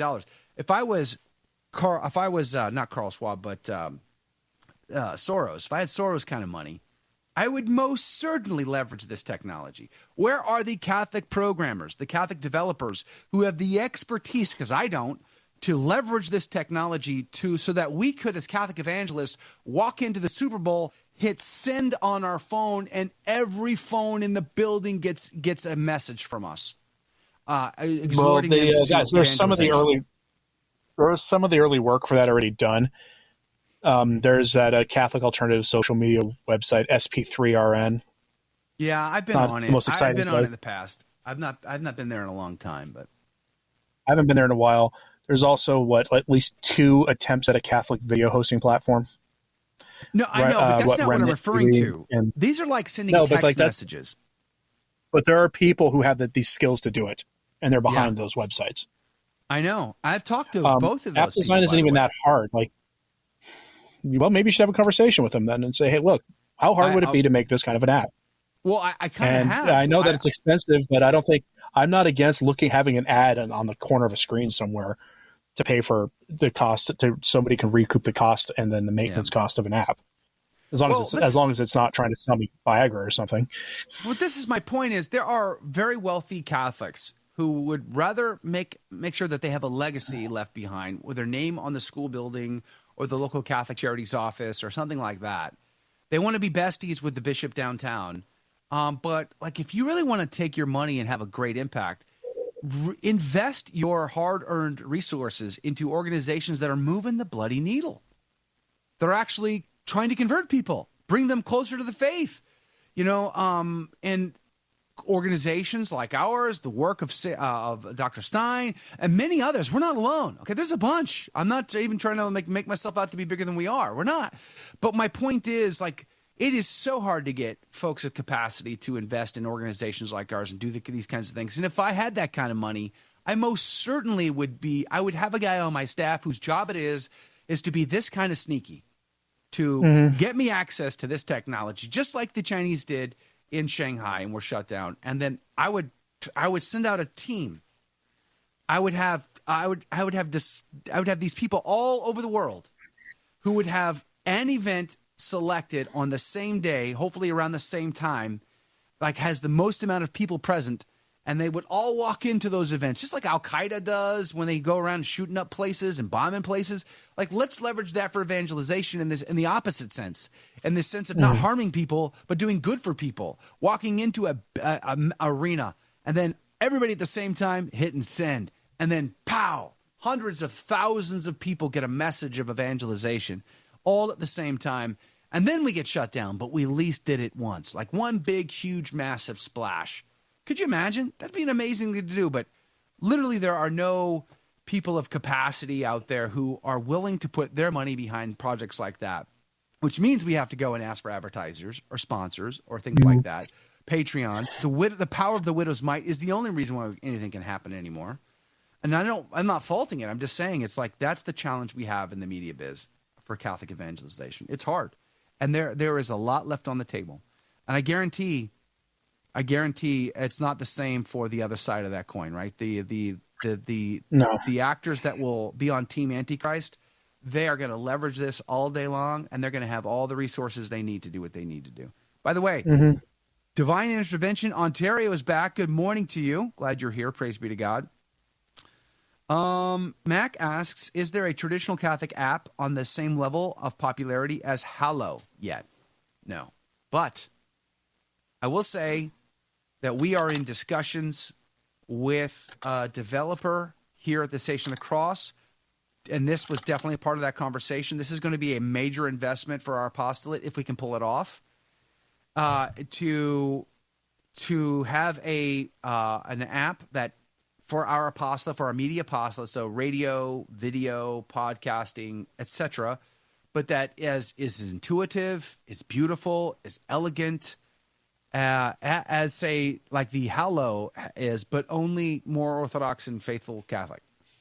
So think of it this way: imagine if Chosen were actually Catholic. There's another hornet's nest you could stir up. People get get weirdly defensive of that show. Weirdly defensive. Yes, they have. I got in trouble several months back for criticizing The Chosen. The Chosen people themselves criticized me back. It was fun. I mean, I guess they want to defend their buddy Jesus, because that's they remind me of that awful movie Dogma. That's what it reminds me of. Mm-hmm. The only good thing in Dogma was George Carlin playing a really just reprehensible bishop, because he nailed it. He nailed like the worst of the bishops in that movie. Yeah, if you're not familiar with that movie, you don't need to know the general plot line because it's awful. But there is one part where this George Carlin's archbishop decides he's going to launch this Catholicism Wow campaign, which sounds like something right out of the Synod. Yep. And he has this statue of Jesus doing this sort of buddy Jesus thing, and he takes your friend Jesus stuff to the logical conclusion of it, and it's just absurd. Yeah, and that's what Chosen reminds me of. Exactly. Yeah. And let's not forget our buddy who is just at the Vatican hanging out with His Holiness Pope Francis, the famous director there, Hollywood director, who's about to make another movie about the life of Jesus. Let's never forget his first movie on. Didn't he make the Last Temptation of Christ? Yes, Wasn't he did. that him, or was that somebody? Was that That was him. Yeah, that was blasphemy. Silence. It was heresy. Yeah. Silence, which promotes apostasy. He made silence, which justifies apostasy. Yeah. I wonder if he's going to get an apostolic visit. Oh, he had one with the Pope, and the Pope never pushed back. Yeah, that's great. Cardinal Zen, though, definitely should not get an audience. Absolutely. Bishop Strickland certainly should be fired. Cardinal Mueller's out to pasture, and so is the bishop down in Argentina, which you covered today, Dr. Stine. We're gonna link to those videos in the show notes, but we're out of time. Dr. Stine, God bless you. God love you. Appreciate you being on the show again today. Having a good time in the back end. God bless, and thanks for having me on again. We'll see you guys on Monday. Don't go anywhere. More of a Catholic Take will be here Monday morning, bright and early with Xavier. We'll see you there.